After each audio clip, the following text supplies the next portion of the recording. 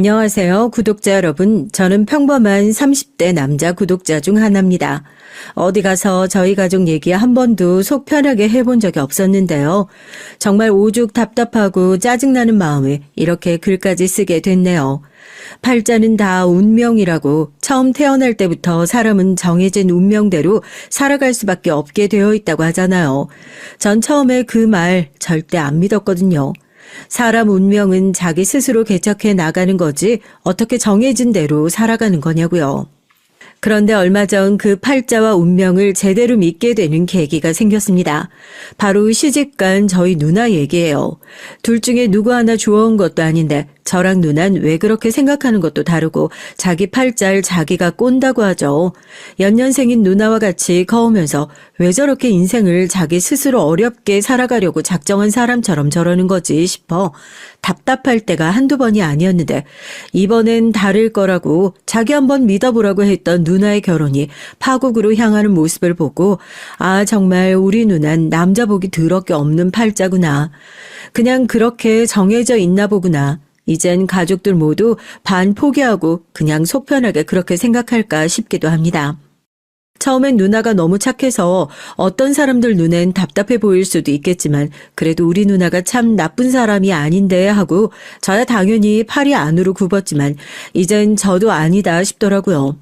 누나가 가장 믿고 의지하는 사람 중 하나였던 남동생인 저조차도 이렇게 혀를 내두를 정도면 이젠 진짜 정신 좀 차려야 하지 않나 싶어서 누나에게 허락을 받아 여기에 사연을 올리고 사람들의 반응을 함께 보기로 했어요.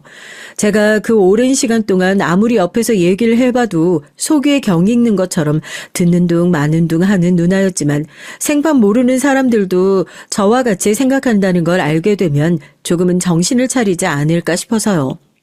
가족의 얘기니까 너무 심한 욕은 말아주시고 그래도 저희 누나가 정신을 차릴 수 있도록 어른으로서 따끔한 한 말씀 해주시면 감사하겠습니다. 대체 누나가 뭘 했길래 이렇게 속 터져야 하냐 하시는데요. 사연 들으시는 분들 중에 여자분들이 아무래도 많으시려나요? 한번 여쭤보고 싶어서요. 여자들은 왜 그렇게 나쁜 남자에 환장하고 좋아하는 걸까요? 아니면 그냥 저희 누나가 특이 체질인 건가요? 제가 볼 때 누나가 팔자를 그렇게 망치게 된 이유는 300% 누나가 좋아하는 그 나쁜 남자들 때문이었던 것 같거든요. 지윤아, 누나 오늘 좀 늦을 것 같다고 네가 아빠한테 얘기 좀 해주면 안 돼?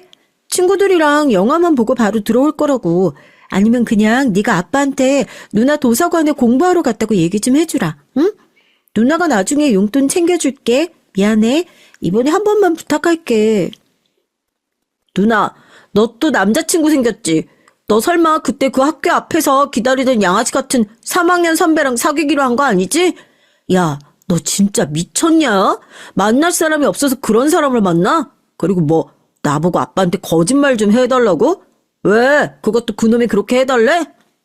아니야. 그런 거 진짜 아니야. 지훈이 네가 몰라서 그러는데 승원 선배 생각하는 것보다 엄청 착하고 괜찮은 사람이야. 인상이 무섭게 생겨서 오해를 많이 받아서 그렇지. 나한테 얼마나 잘해주는데. 네가 내 동생이라고 하니까 학교에 괴롭히는 애들 있으면 자기한테 다 말하라고 하더라. 누나, 정신 차려. 그 선배 소문이 얼마나 안 좋은 줄 알아? 학교에 괴롭히는 애들 있으면 자기한테 다 말하라고? 누나, 우리 학교에서 돈 뺏고 괴롭히고 그런 질 나쁘게 행동하는 애들 다 그 선배 패거리들이라고. 누가 누구한테 일러바치고 누가 누굴 혼내? 하여튼 당장 헤어져. 그 선배랑 안 헤어지면 아빠한테 내가 전부 다 말할 거다. 나한테 뭘 얘기해? 지연이, 너 학교에서 뭐 잘못한 거 있어? 무슨 소리야? 아니야, 아빠. 누나가 오늘 친구들이랑 도서관에서 공부한다고 늦게 들어올 것 같다고 했는데 어떻게 할까 좀 고민이라고 해가지고 내가 아빠한테 말해줄 테니까 걱정하지 말라고 그런 얘기하고 있었어요. 누나가 공부 엄청 열심히 하는 것 같아서 긴장되네. 하여튼 너네 둘 아버지가 제대로 관리 안 하는 것 같아도 항상 지켜보고 있으니까 엄한 짓 할 생각은 꿈도 꾸지 말고 특히 김지연 지금 학교에서 중요한 시기인 거 네가 더 잘 알고 있지? 네가 제대로 정신 못 차리고 살면 지훈이가 뭘 보고 배우겠어? 공부도 공부지만 기집애가 밤늦게 함부로 싸돌아다니지 말고 넌 치마 꼬라지가 그게 뭐냐, 어? 학생이 말이야, 어디 술집 나가서 이래? 돈이 없는 것도 아니고 교복이 작으면 치마를 새로 사든가. 왜 그렇게 한심한 인간들만 골라가지고 사귀냐고 눈알 윽박 지르는 것도 아빠가 들어오시기 전까지고요. 아빠가 들어오시는 순간 저도 모르게 무섭고 몸이 굳는데 누나는 어떻겠어요. 아빠가 그런 막말을 쏟아내는데도 아무런 말도 못하고 고개를 푹 숙이고 네 알겠습니다. 네 알겠습니다만 하는 거죠. 워낙 엄하고 무서웠던 아빠였으니까 그 순간만큼은 저도 누나를 일러바친다는 생각은 전혀 하지 않고 그냥 되도록 같은 편이 되어줬던 것 같아요. 저도 알고 있거든요. 아빠가 은근히 누나에게만 더 엄하고 세게 나오신다는 것을요. 끽해야 1살 차이밖에 안 나는 누나와 저였지만 어렸을 때부터 집안에서 대우는 남달랐습니다. 뭐 그런 집들 아직도 많다고 하겠지만 저희 집 역시 아주 지독한 남아선호 사상이었거든요. 누나가 한 번씩 우는 소리를 하면 엄마랑 아빤 너 낳으려고 연습용으로 나를 낳은 것 같다는 소리를 할 정도로요. 그때마다 누난 무슨 쓸데없이 그런 소리를 하냐고 했지만 누나 입장에선 그렇게 느낄 수도 있겠다 싶어요.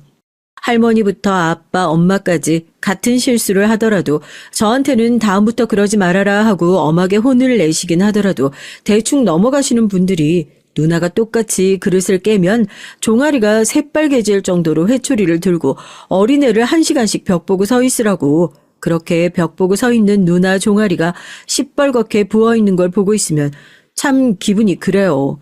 그래서 어렸을 때부터 뭔가 누나한테 묘하게 더 책임감을 느끼게 됐던 것 같고요. 누나가 저렇게 같은 잘못을 해도 더 혼날 수밖에 없는 건 나 때문이다. 그러니까 내가 누나를 조금 더 감싸줘야지. 안 혼날 수 있게 도와줘야지. 누나도 그걸 알고 있으니까 자기가 말하기 힘든 거, 어려운 거 있으면 꼭 저한테 대신 얘기를 해달라고 부탁을 하곤 했었고요. 저희 아빠가 지금은 진급을 하셨지만 육군 대령 출신이셨어요. 한 계단만 더 올라가면 장군 진급인데 할아버지가 부동산 투자로 재산을 어마어마하게 쌓아놓으셔가지고 아빤 그렇게 크게 돈 욕심, 명예 욕심은 없으신 분이었거든요. 어렸을 때부터 워낙 부유하게 살아서 그런 건지 아니면 군인이라는 직업 특성 때문에 그런 건지 몰라도 정말 호랑이 같은 성정이긴 해요. 화가 나시면 아무 말씀도 안 하시고 눈썹을 이렇게 일그러뜨리시는데 그 표정만 봐도 누나랑 전 눈도 못 마주치고 그냥 잘못했습니다 소리가 절로 날 정도였거든요. 저도 나중에 군입대를 하고 나서 알았는데요. 부대에서 대포라고 그래요. 장군 진급 포기한 대령이라고. 그게 딱 저희 아빠거든요. 일단 대령이 10호봉에 넘어간다 하면 그 사람은 뭐 부대 내에서 그냥 천하무적이라고 하더라고요. 장군들도 함부로 못 건드리는 그런 존재가 되는 거죠. 어지간한 일들은 자기 선에서 그냥 다 처리하고요. 아마 남자분들 중에서 군대 나오신 분들은 다 아실걸요. 저렇게 무뚝뚝하고 무섭고 그냥 여러모로 참 어려운 아빠랑 살고 있는 엄마가 제일 대단하다 싶을 수준이에요. 또 엄마 성격은 엄청 여성스럽고 순하고 하셔서 아빠가 고집불통으로 구셔도 그냥 그렇게 하자, 그렇게 하세요 여보 하고 다 넘어가시는 편이시거든요. 그러니까 한마디로 얘기해서 저희 집에서 아빠를 건드릴 수 있는 사람은 그 아무도 없는 거죠. 밖에서도 안에서도 천하무적이었던 독불장군 아빠를 말이에요. 거짓말 해주는 것도 오늘이 마지막인 줄 알아? 다음부터는 이런 일 절대 없을 거니까 오늘 늦지 말고 적당히 놀다가 들어와라. 어? 누나 약속한 거야. 이번 주 안에 꼭 헤어지겠다고 얘기한다고. 만약에 안 헤어지면 나 진짜 누나 생각 안 하고 아빠한테 얘기해. 지훈아 고마워. 진짜 너밖에 없어. 나 아까 아빠한테 들키는 줄 알고 얼마나 조마조마했는지 몰라. 약속 꼭 지킬게. 누나 알잖아. 아무리 좋다고 하더라도 네가 싫다고 하면 나도 싫어. 이번 주에 꼭 헤어지자고 할 테니까 약속했는데 안 나가면 걔가 더 화내고 난리칠 것 같아서 그래. 일찍 들어올게. 걱정하지 마. 알겠지? 그리고 누난 그런 고분고분하고 참한 엄마의 성격을 그대로 빼다 박은 것 같은 사람이었어요. 예쁘장한 외모도 마찬가지였고요.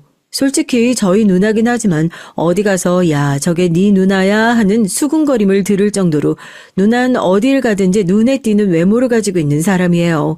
누나 있는 남동생들, 특히나 나이 차이 얼마 안 나는 남동생들은 어렸을 때부터 누나랑 그렇게 치고받고 싸우고 사이가 안 좋다고 하는데 전 무서운 아빠라는 공동의 적을 두고 있어서 그런지 누나랑 어렸을 때부터 정말 사이좋게 지냈거든요.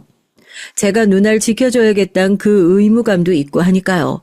제 말이라면 다 좋다고 다 너 하고 싶은 대로 하자고 하는 누나가 있어서 항상 든든하고 참 좋았습니다. 그렇게 모든 것이 완벽한 누나에게도 딱 하나 모자란 점이 있다면 그건 바로 남자 보는 눈이요. 제가 누나한테 그러거든요. 누나 넌 남자 보는 눈이 어디 발바닥에 달려있냐고. 오죽하면 저희 누나 친구들 사이에서 한때 별명이 난지도였답니다. 어디서 그렇게 쓰레기 같은 남자들만 쏙쏙 골라가지고 만나냐고요. 그 정도 얘기만 들어도 누나가 얼마나 남자 때문에 어렸을 때부터 속을 썩였는지 아시겠죠? 하여튼 누나 쫓아다니면서 그런 날파리 같은 놈들한테서 구해주는 것이 언제부터 제 일이 됐다니까요. 사람이 또 착해서 심하게 말도 못하겠는데 맨날 저한텐 생각보다 괜찮은 사람이다. 네가 모르는 좋은 면도 있다. 한번 만나봐라 하는데 그럴 때마다 저만 답답해서 밑을 노르셨죠. 아니 누난 주변 사람들 얘기를 전혀 안 듣고 귀를 닫고 사는 건가. 굳이 제가 아니더라도 누나가 만나는 남자들이라면 입을 모아서 욕을 하는 사람이 널려있는데 왜 저러나 싶었죠. 그래도 어쩌겠어요. 하나밖에 없는 제 가족인데요. 니네 누난 왜 전화를 안 받아? 아무리 공부를 한다고 해도 그렇지. 지금 시간이 몇 시인데 아직까지 집구석에 안 기어들어오고 애가 벌써부터 그렇게 발랑 까져가지고 어떻게 하려고 지금. 하여튼 손 많이 간다니까. 누나한테 문자해둬라. 내가 간다고. 그기 집에 대체 무슨 친구들이랑 이 시간까지 어울려서 공부를 하고 있나. 내가 직접 봐야겠으니까. 아빠 아니에요. 아무리 그래도 지금 친구들이랑 같이 있을 텐데 누나도 보는 눈이란 것도 있고 제가 데리러 나갔다 올게요. 도서관이라서 시끄러워서 전화 못 받는 거일 수도 있으니까 핸드폰이 고장 났을 수도 있고 제가 누나한테 아버지 화 많이 나셨다고 따끔하게 얘기할 테니까 걱정하지 마시고 주무세요. 얼른 갔다 올게요. 그놈을 만나러 나간다고 했던 누나가 뭐 그렇게 늦은 시간은 아니었지만 저랑 들어오기로 한 약속 시간을 훌쩍 넘긴 시간까지 연락이 없더라고요. 아버지도 저녁 먹을 때까지 들어오지 않는 누나한테 불편한 기색을 드러내셨고 결국에 대체 어떤 친구들이랑 어울려 다니기에 이 시간까지 집에 안 들어오고 있냐 직접 도서관에 가보신다고 일어나시는 걸 제가 얼른 말렸습니다. 혹시라도 누나가 그놈이랑 같이 있기라도 한다면 아빠가 그걸 보셨다간 정말 누나뿐만 아니라 저도 뒤지게 혼날 것만 같은 예감이 들었거든요. 차라리 제가 누나 잡들이를 하겠다고 괜히 더 투덜거리고 짜증을 내면서 얼른 누나에게 전화를 걸며 집을 나섰습니다. 아까까지만 해도 신호 연결음은 갔던 것 같은데 이제 아예 핸드폰이 꺼져 있다는 연결음이 나오더라고요. 순간 그냥 아빠한테 솔직하게 말씀드릴 걸 그랬나. 혹시라도 만에 하나 누나한테 무슨 잘못된 일이라도 생긴 거라면 그러면 내가 지금 이렇게 숨겨주기 위해서 나오는 것이 오히려 누나에게 더 안 좋은 일이 아닌가. 머릿속으로 안 좋은 일들이 5만 가지는 더 넘게 스쳐가는 것 같더라고요. 발걸음이 빨라지다 못해 도서관 쪽으로 막 뛰어가고 있는데 시커먼 놀이터 가로등 불빛이 아주 얍실하게 들어오고 있는 거기서 누가 지우나 하고 불러요. 어떻게 들어도 누나 목소리여서 발걸음이 딱 멈춰졌죠. 제가 지금 여기서 뭐하고 있는 거냐고, 전화기는 왜 또 꺼놓고 있는 거냐고, 아버지가 지금 나오시겠다고 하는 걸 말리느라 내가 얼마나 고생했는지 알기는 하냐고.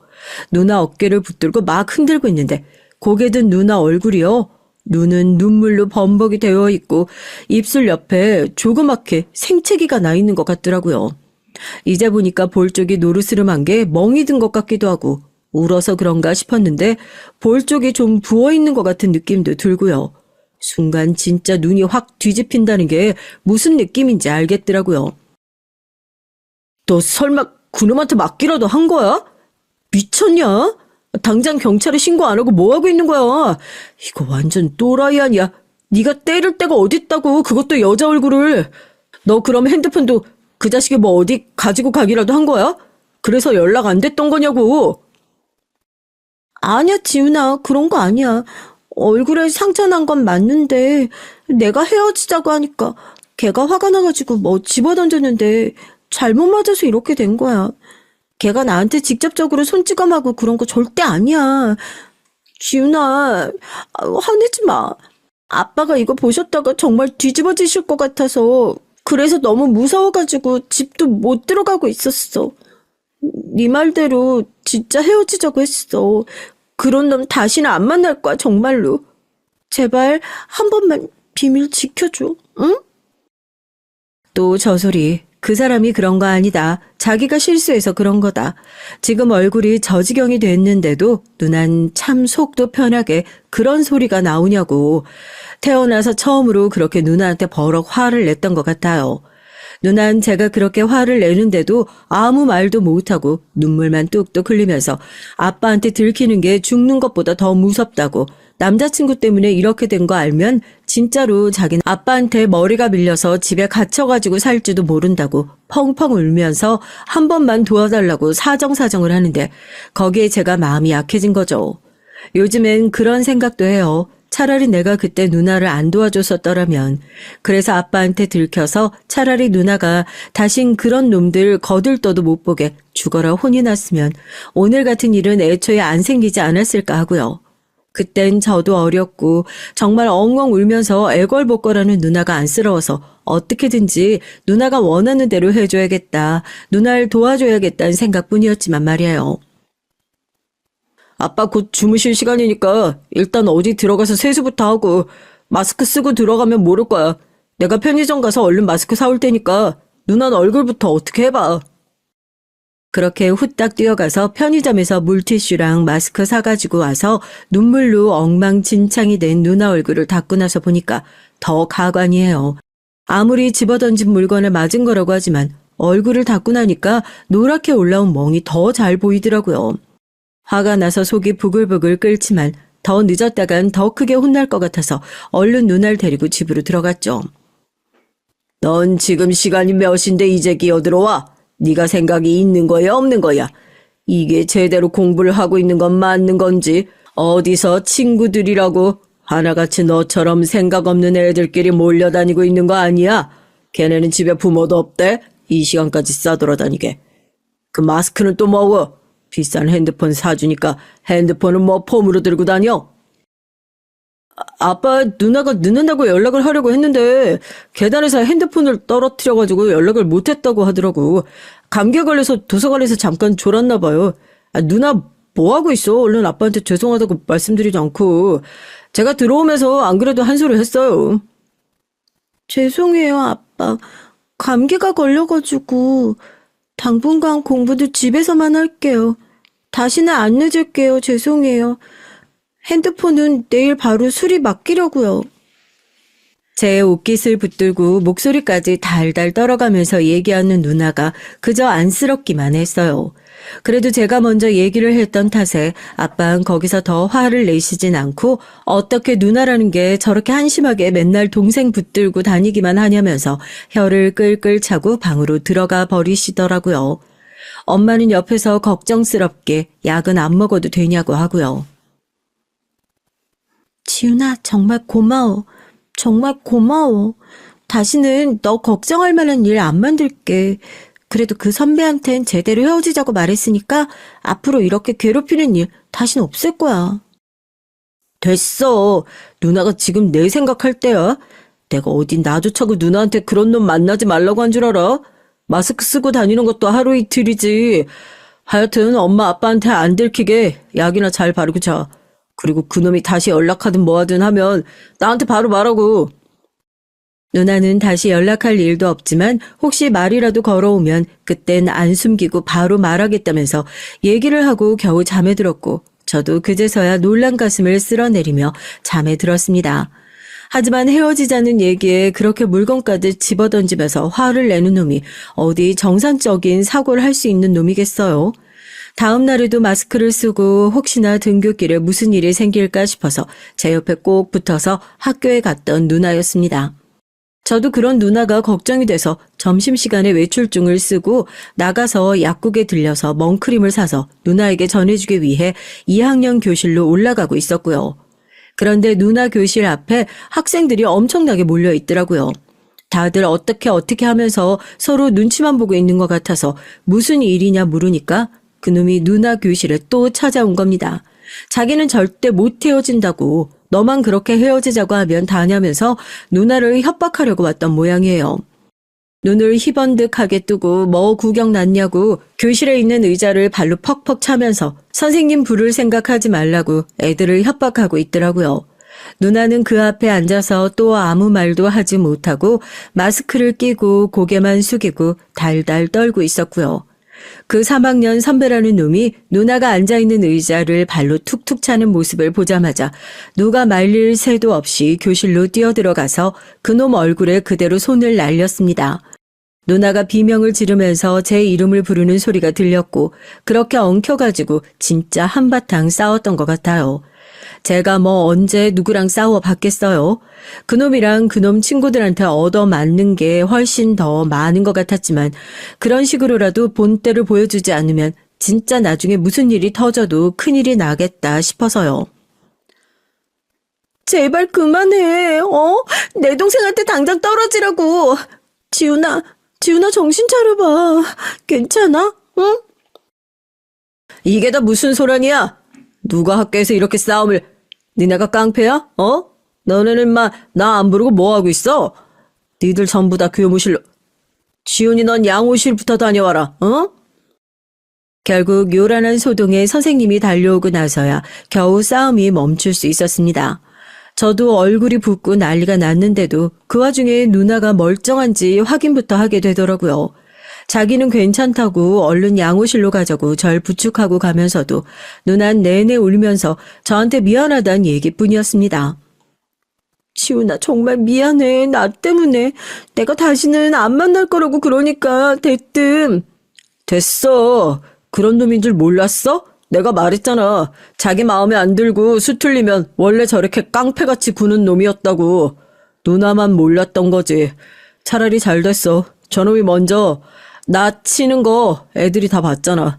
이참에 어디 전학을 보내든지 뭘 하든지 아이 떨어뜨려 놔야지. 그 난리가 났으니 당연히 저희 집으로도 연락이 갔고 당연히 엄마가 오시겠거니 생각을 했었는데 학교에 찾아오신 건 아빠였습니다. 머릿속으로 망했구나 싶더라고요. 원래 남자애들끼리 치고받고 싸우면서 크는 거라고는 하지만 얘기 들어보니까 이쪽에서 먼저 주먹질을 했다고 하던데 이걸 싸웠다고 해야 맞는 건가요? 정당방위라고 해야 맞는 거지. 뭐 때문에 그랬는지 궁금하지도 않습니다. 제대로 사과받고 전학이든 퇴학이든 학교 차원에서 제대로 된 조치 안 취해주시면 교육부에 신고할 테니 그런 줄 아세요. 엉망이 된 제 얼굴을 힐끗 보고 상담실에 들어가신 아빠에게 상대방 부모님은 이런 일이 한두 번이 아니었는지 정말 죄송하다고 어쩔 줄 몰라 하면서 고개를 푹 숙이고 사과를 하셨어요. 아빠께서도 남자애들끼리 원래 치고받고 싸우면서 크고 그런 거 아니겠냐 얘기를 하시기에 조용히 넘어가는 줄 알았지만 저희 남매는 그냥 아빠 표정만 봐도 알겠더라고요. 아, 지금 어마어마하게 화가 나셨구나 하고요. 눈썹을 찡그리고 아무 말씀 없으시던 아빤 서로 싸운 거니 그러면 학폭위 없이 조용히 넘어가는 게 좋겠냐는 담임 선생님의 말씀에 아무리 그렇다고 하더라도 먼저 주먹을 날린 건 저쪽 애가 아니냐. 전학이든 퇴학이든 조치를 취해라 하고 딱 잘라서 말씀하시더라고요. 결국 누나랑 잠깐 사귀었던 그 양아치 같은 놈 가벼운 정학 처분만 받고 끝날 줄 알았는데 아버지가 무슨 입김을 불어넣으신 건지 몰라도 고등학교 3학년 1학기를 채 마치지도 못하고 퇴학 처분을 받게 됐습니다. 좀 얻어맞긴 했지만 차라리 이렇게 된 게 속 시원하다 싶더라고요. 이젠 학교에서 대놓고 누나를 괴롭히는 일은 없을 테니까요. 넌 어떻게 누나라고 된 게 애가 이 지경이 될 때까지 말리지는 못할 망정 싸움도 니네 교실에서 했다며? 넌 거기서 선생님을 부르든 경찰을 부르든 했어야지. 왜 그렇게 멀뚱멀뚱 가만히 있었어? 이 한심한 것. 제대로 할 줄 아는 게 없으면 그런 거라도 잘했어야지. 집으로 돌아오신 아버진 학교에서 꾹꾹 참았던 화를 터뜨리셨고 결국 누나의 뺨을 세차게 올려붙였습니다. 제가 놀라서 아버지의 팔을 끌어안고 그런 거 아니라고 싹싹 빌었죠. 아빠, 누나 잘못 없어요. 정말 제가 시비 걸고 그냥 싸운 거예요. 차라리 치실 거면 절 치세요. 네? 누나 정말 아무 잘못 없어요, 아빠. 뭐 하고 있어, 누나? 툭하면 그렇게 누나 탓으로 돌리면서 화를 내는 아빠가 참 원망스러웠지만 반항 한번 해보지 못할 정도로 무서운 것이 사실이었습니다. 엄마도 놀라서 아빠를 뜯어 말리고 애들도 놀랐을 텐데 지금 뭐 하는 짓이냐고 당분간 찍소리도 하지 말고 집이랑 학교만 왔다 갔다 하라고 소리를 지르면서 그날 일은 그렇게 마무리가 됐죠. 이게 참 불행인 건지 다행인 건지 모르겠지만 누나 얼굴에 상처가 남아있다는 것을 엄마가 알게 되셨거든요. 그런데 엄만 철석같이 그 흉이 아빠 때문에 생긴 거라고 믿고 계시더라고요. 어떻게 자기 딸 얼굴에 생채기가 날 정도로 손찌검을 할 수 있냐. 항상 조용조용 말씀도 없으시던 엄마가 내 딸 건드리면 가만히 안 있을 거라면서 불같이 화를 내시더군요. 아빠도 본인이 화를 못 참고 딸 얼굴에 손을 댄 것은 사실이니까 미안하다는 사과의 얘기는 단 한마디도 하지 않았지만 그 뒤로 한동안 누나를 못마땅한 눈으로 바라보긴 했어도 예전처럼 윽박지르거나 함부로 대하는 것은 좀 줄어든 눈치였습니다. 집에서 누나 얼굴에 난 상처의 진실을 알고 있는 사람은 물론 저랑 누나 딱 둘뿐이었지만 말입니다. 괜한 거짓말을 하는 것 같다며 찝찝해하는 누나에게 저렇게라도 안 하면 아빠 손찌검하는 버릇 안 고쳐진다고.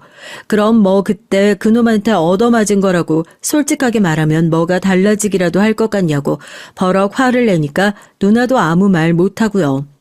그때 한 번뿐이겠어요. 사연으로 다 쓰려고 하면 사연을 읽어주시는 성우님 목소리가 쉴 정도로 저와 누나 사이에 그런 일이 많았던 것 같아요. 하지만 가장 답답했던 것은요, 매번 그런 식으로 당하는데도 불구하고 이번엔 다를 거라고, 이 사람은 정말 좋은 사람일 거라고 철석같이 믿는 누나의 그 바보 같음이었죠. 대체 자기가 성모 마리아도 아니고 마더 테레사도 아니고 그런 쓰레기 같은 놈들을 자기가 뭐 만나면서 바꿀 수 있을 거라고 믿는 건지, 어쩔 땐 그래 그냥 누나가 차라리 수녀님이 되겠다고 집을 나가는 것이 더 속 편하겠다 싶을 때도 있었습니다. 외모가 예쁘장하니까 주변의 남자는 끊이질 않는데 저 여자 호구 같으니까 내가 잘 벗겨먹을 수 있겠다 하는 게 티라도 나는 건지 주위에 온통 똥파리 같은 남자만 끊임없이 달라붙더라고요. 그래서 고등학교까진 누나랑 같은 학교를 다니면서 제가 그런 놈들을 어느 정도 떼어낼 수 있었거든요. 1학년 때부터 자기 누나 일에 눈 돌아가지고 3학년 선배한테 맞붙은 놈이다. 이런 소문이 한번 나니까 학교에서 함부로 건드리는 사람도 없었고요. 그런데 진짜 문제는 누나가 대학을 졸업하고 서울에 있는 회사에 취업하면서 독립을 하게 되면서부터였죠. 누나, 꼭 서울로 올라가야겠어? 여기 근처에도 좋은 직장 많잖아. 가족들이랑 근처에서 지내는 게 누나도 여러모로 더 편할 거고 여자 혼자 독립해서 산다는 게 쉬운 일도 아닌데 난 솔직히 아직도 누나가 너무 불안해서 그래. 또 어디서 이상한 놈 데리고 올까 싶어서. 지훈아, 이제 누나도 나이가 있는데 여태까지 그렇게 너 속 썩인 세월이 몇 년인데 설마 바보같이 또 그런 사람 만날까 봐? 누나 이제 절대 그런 사람 안 만나. 누나가 만약에 다시 그런 사람을 만날 바엔 그냥 네 말대로 머리 깎고 절에 들어가 버리든지. 그러니까 너무 걱정하지 마. 어쩔 때 보면 아빠보다 네가 더하다니까. 아빠도 요즘 안 그러셔. 말은 좋아요. 대학 때에도 누나에 비해서 한참 떨어지고 모자라는 놈들만 만나서 마음에 안 들었는데 독립까지 하고 나면 또 얼마나 한심한 놈들이 꼬일까 싶어서 걱정스러웠거든요. 하지만 누나는 은근히 독립을 바라는 눈치더라고요. 이해를 못하는 건 아니었죠. 외모가 예쁜 만큼 공부도 잘하는 누나였지만 은근히 기집애가 잘나봤자 나중에 시집갈 때 방해된다는 소리만 하면서 누나의 능력을 제대로 인정해주지 않는 아빠였고 은퇴를 하신 후에도 군인 일대의 버릇이 남아있는 건지 늘 명령조, 윽박지르는 말투로 얘기를 하는 아빠 때문에 누난 집에서 항상 움찔움찔 놀라는 날이 많았거든요.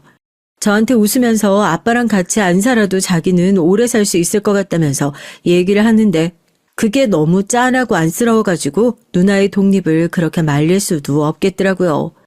영 걱정스럽긴 했지만 누난 정말 독립을 하고 나서 성실하게 회사를 잘 다니고 있었습니다. 종종 본가에 내려올 때마다 정말 우리 누나가 맞는지 서울에 올라가서 마치 다른 사람이 된 것 같은 느낌을 받기도 했었어요. 그동안 집에서 스트레스를 많이 받긴 받았구나 그때 알았죠. 저렇게 생글생글 잘 웃고 생기 있는 사람인데 그동안 집에서 눈치 보고 주눅 들어 있느라 얼마나 힘들었을까 싶고요. 뭐 회사에서 우수사원 상도 받았다고 자랑도 하고 그때까지만 해도 누나가 정말 행복하게 잘 지내고 있는 것 같아서 다행이다 싶었습니다. 누나, 그래도 요즘에 만나는 사람 없어? 내가 알던 우리 누난 주변에 남자친구가 항상 끊이지 않았던 것 같은데 요즘엔 통 나한테 남자친구 만난다는 얘기를 안 하는 것 같아서 누나 요즘에 얼굴 핀 거 그것도 다 만나는 사람 있어서 그런 거 아니야? 있으면 얘기 좀 해봐. 아빠한텐 비밀로 하더라도 우리 사이에 비밀이 어디 있다고, 응? 그래? 티가 많이 나? 안 그래도 내 친구들 만날 때마다 요즘 엄청 사랑받는 여자 얼굴 같다는 얘기 많이 듣긴 하는데 너까지 그런 얘기 하는 거 보면 내가 진짜 좋은 사람 만나고 있나 보다. 나 요즘 만나는 사람 있어. 결혼 생각도 있고. 안 그래도 조만간 가족들한테 인사시키려고 데리고 오려고 했어. 성실하고 정말 괜찮은 사람이야. 요즘 들어서 화사해진 누나 얼굴에 별 생각 없이 물어봤었던 거였는데 누나는 수줍게 얼굴을 붉히면서 그제서야 결혼까지 생각할 정도로 깊은 관계로 만나는 사람이 있다며 저에게 털어놨습니다.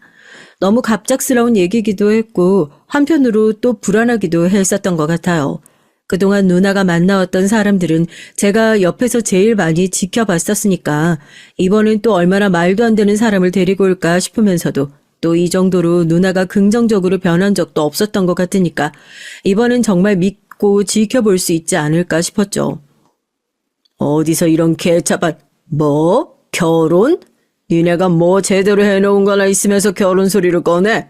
내가 어디 너 결혼할 때 한 푼이라도 보태준다든? 지금 당연히 내가 결혼하겠다고 하면 어떻게든 도와주겠지. 지금 그 생각으로 이런 말 같지도 않은 놈을 데리고 온 거 아니야? 아빠, 내가 진심으로 아끼고 사랑하는 사람이에요. 나한텐 함부로 얘기할 수 있어도 이 사람한테 그렇게 막말하시는 거 저 못 참아요. 여태까지 아빠가 하시는 말씀이면 다 맞는 얘기겠거니 하고 참고 살았어요. 한 번도 아빠한테 사랑받는 딸이라는 생각 해본 적 없고요. 적어도 이 사람은 직업이든 뭐든 다 떠나서 내가 사랑받고 있구나 느끼게 해준다고요. 아빠가 뭐라고 반대를 하시든 저 이 결혼 할 거예요. 결혼식장에 아빠 없더라도 어떻게든지 식 올릴 테니까 그런 줄 아세요. 설마 했었던 그 걱정은 현실이 되더군요. 좋은 대학 나와서 꽤나 괜찮은 회사 다니고 있던 저희 누나가 데려온 매형 중고차 딜러랍니다. 말이 좋아 중고차 딜러지 제가 직업이나 사람에 대해서 편견을 가지는 그런 못된 사람은 아니지만요. 처음 만나는 자리에서 손을 씻는다며 팔을 걷어붙이는데 티셔츠 끝자락으로 문신이 보이더라고요. 아, 이번에도 누나가 또 어마어마하게 별로인 인간을 어디서 데려왔구나 싶더라고요. 결혼 얘기를 꺼내자마자 기가 차서 들을 생각도 않고 자리를 박차고 일어나려는 아빠에게 누나도 지지 않고 대들기 시작했습니다. 맨날 아빠 앞에서 무서워서 아무런 말도 못하고 벌벌 떨던 누나였는데 대체 어디서 이런 깡이 나왔는지 몰라도 자기는 아빠 없이도 무조건 결혼식 올릴 거다. 말리지 말아라 하고 뭐에 홀린 사람처럼 굴더라고요. 저도 보면서 어이가 없을 정도였으니 저희 부모님은 오죽하셨겠어요. 그 옆에서 매형은 무릎을 처욱하니 꿇고 장인어른 소리를 해가면서요. 장인어른 결혼식에 뭐 보태달라 그러는 것도 아니고 장인어른한테 손 벌리고 싶은 생각도 없습니다. 저 그냥 이 사람 행복하게 잘 지내게 해주고 싶은 마음밖에 없어요. 처음에 이 사람 만났을 때 자기는 한 번도 제대로 사랑받은 적이 없는 것 같다고 그런 얘기 하는데 이렇게 잘난 사람도 그런 생각을 하면서 사는구나. 안쓰러운 마음도 들고 적어도 저 만나는 동안만은 그런 생각 안 들게끔 열심히 노력하면서 살겠습니다. 한 번만 믿어주십시오. 누가 네 장인어른이냐고 뒷목 잡고 쓰러지기 전인 아빠와는 달리 저와 엄만 진심 같아 보이는 그 모습에 마음이 동하더군요. 누나도 옆에서 울면서 이 사람 제발 겉으로 보이는 것만 보지 말고 한 번만 믿어달라고 사정을 하고요. 여태까지 누나의 그 얘기에 몇 번이나 속았던 저였지만 이번엔 정말 다른가 생각이 들 정도였어요. 그전까진 어디 동네 양아치처럼 보이긴 했는데 무슨 일이 있어도 누나를 끝까지 책임지고 행복하게 해주겠다는 얘기에 조금은 든든하게 들리더라고요. 아빠한텐 많은 사랑을 못 받았던 누나였지만 저런 사람과 결혼하면 그래도 행복한 가정을 이루면서 살 수 있지 않을까 하고요. 결국 저와 엄마 그리고 누나까지 합세해서 아빠를 끈질기게 설득해 결혼 허락을 받아내게 됐습니다. 굳이 그렇게 양아치 같아 보이는 놈과 결혼을 시키기 위해서 아빠를 설득하겠다는 것이 이해가 안 되실 수도 있겠지만 그때 매형은 정말 건실하고 사람 좋아 보였어요. 비록 직업이 그렇고 겉모습이 그렇긴 하지만 결혼 허락을 받기 위해서 거의 매일같이 1시간 반 거리의 본가에 들락날락하면서 부모님의 마음을 얻으려 노력하는 모습이 참 성실하고 일관되어 보인다고 생각했으니까요. 이래서 정말 사람 겉모습만 보고 판단하면 안 되는 거구나. 저도 그때 참 많이 느꼈었습니다. 그치만 아빠는 좀 달랐던 것 같아요. 결혼식에 안 가면 애비도 없는 기집애라고 사람들한테 손가락질 당할 것 같아 집안 망신시키기 싫어서 겨우 가주는 거다. 하시는 그 말씀이 그냥 딸 시집 보내기 싫어서 괜히 싫은 소리 하시는 거라고 생각했는데 정말 울며 겨자 먹기로 결혼 허락을 해주시는 것 같더라고요. 누나 식장 잡을 때부터 얘기하셨던 것처럼 아무런 도움을 주시지 않았던 건 물론이고 엄마 옆에서 그렇게 설득을 했는데도 누나가 서울에 신혼집 얻는데 정말 10원 한 장을 보태주시지 않더라니까요. 뭐 좀 시끄럽긴 했지만 누나가 정말 전세대출부터 신용대출까지 지금은 은행이 빡세져서 그렇게 나오지 않겠지만 가능한 대출 다 끌어다가 아파트를 샀다고 하더라고요. 이왕 허락해 주시는 거 하나밖에 없는 딸 결혼했는데 그래도 기분 좋게 좀 도와주시지. 나중에 무슨 원망을 들으려고 저렇게 끝까지 고집을 피우시면서 반대를 하실까. 저는 그때까지만 하더라도 그 모든 것들이 아빠의 쓸데없는 아집이라고만 생각했습니다. 아빠는 원래 그런 분이었으니까요. 누난 신혼생활 좀 어때? 잘 지내고 있어? 집들이도 한번 가야 되는데 나도 요즘 일이 바빠서 한번 시간을 못 내고 있네. 나 안 그래도 다음 주에 친구 결혼식 때문에 서울 올라갈 일 있는데 누나랑 매형이랑 그때 시간 괜찮으면 같이 밥이나 먹자. 누나 너무 좋지. 너 올라온다고 하면 언제든지 환영이니까. 친구 결혼식 때문에 급작스럽게 서울에 올라갈 일이 생겨서 호텔방을 잡아뒀는데 이게 무슨 일인지 한 번도 그런 실수를 한 적이 없었는데 예약을 확인해 보니 제가 결혼식 날짜를 착각하고 다른 날짜에 호텔 예약을 해뒀더라고요. 차 시간이랑 다 맞춰서 예약을 해둬서 급하게 근처 다른 호텔을 알아봤지만 이미 주말이라 방이 다 나가고 없는 상태였고 누나가 불편할 수도 있다는 걸 알지만 하루뿐인데 이해해주지 않을까 하고 얼른 연락을 했습니다. 이래저래 해서 지금 잘 곳이 마땅치가 않은데 하루 신세를 지면 안 될까 하고요. 누나가 우물쭈물 하는 것 같아서 매형이랑 상의해보고 다시 연락을 달라고 하니까 또 아니랍니다. 매형한텐 자기가 다 설명을 하겠다고 괜찮다고 너 편한 대로 오라고요. 제가 다시 매형한테 연락을 할까 싶다가 누나가 알아서 얘기를 한다는데 제가 2번, 3번 귀찮게 할 필요가 없을 것 같아서 알겠다고 하고 전화를 끊었죠. 연년생인 누나가 서울로 올라가고 나서 은근히 심심했었거든요. 제 입장에선 가장 친한 친구 하나가 사라져버린 것 같은 느낌이 들기도 하고요. 오랜만에 누나 만날 생각을 하니 그냥 누나 집에 놀러가는 것뿐인데 꼭 소풍 전날 마음처럼 괜히 마음이 들뜨고 설레고 그렇더라고요. 참 웃기죠. 그렇게 기차를 타고 서울에 올라가고 그래도 오랜만에 누나랑 매형을 만나는 자리니까 빈손으로 가는 것이 애매해서 간식이랑 커피를 사들고 누나 집으로 향했습니다. 음료 뚜껑을 잘 닫아놨다고 생각했는데 택시에서 덜컹하는 바람에 흰 티에 커피를 좀 쏟긴 했지만요. 기사님께도 죄송하다고 몇 번이나 사과를 드리고 혹시라도 시트 세탁하셔야 하면 연락 달라고 명함까지 드리고 내렸습니다. 얼룩도 보기 싫고 날이 좀 쌀쌀해서 올라가면 매형 옷이라도 빌려야겠다 싶었죠. 그렇게 누나 집 문을 두드렸습니다. 조금 피곤해 보이긴 했지만 누나가 반가워하면서 절 맞이해 주더라고요. 매형은 어디 가셨어? 아, 매영 아까 회사에 잠깐 볼 일 있다고 나갔어. 오늘 계약건이 있나 봐. 어머, 너 옷이 그게 뭐야? 이런 거 안 사와도 괜찮은데 커피 쏟았구나? 날도 추운데 얼른 들어와. 잘 지내냐고, 신혼생활은 어떻냐고 그런 것들을 물어봐야 하는데 누나는 또 누나라고 온통 제 옷만 신경 쓰고 있더라고요. 진짜 괜찮다고 몇 번이나 얘기를 했지만 괜히 감기 걸린다고 새 티셔츠가 있으니까 챙겨다 줄 테니 안쪽에 욕실에서 얼른 샤워하고 갈아입고 나오라고 하면서 편한 옷 한 벌을 챙겨줬습니다. 회포는 조금 나중에 풀어야겠다 하고 그렇게 샤워를 하고 있었죠. 안쪽 방이라서 누가 오는 소리도 전혀 못 듣고 있었는데 깨끗한 옷으로 갈아입고 막 나오려고 하니까 매형 목소리가 들리더라고요. 매형 언성이 높아지는데 누나가 안절부절해 하면서 제 얘기를 하려는 게 들리고요. 지훈이, 여보, 지훈이. 네 동생이 뭐, 네 맘대로 하루 자고 가라고 그런 얘기를 짓거린 것도 짜증나 죽겠는데 지금 네가 그런 정신머리를 가지고 살고 있으니까 돈이 줄줄 새는 거야, 알아? 이번 달 아파트 관리비가 50만 원이 나왔어, 어? 내가 너 집에 있을 때 보일러 켜지 말고 따뜻한 물도 쓰지 말라고 몇 번이나 얘기해. 니네 집 잘 산다고 하도 그렇게 얘기해서 난 결혼할 때 뭐라도 좀 보태줄 줄 알았더니만 애비라고 하나 있는 건 너 자식 취급도 안 하더구만. 너 그 집 딸 맞긴 맞냐? 어? 어디 거지 같은 곳에서 자란 거 아니고? 아유, 하여간 저 답답한 얼굴 볼 때마다 내가 진짜 속에서 열불이 치밀어 올라가지고 아유, 이걸 진짜.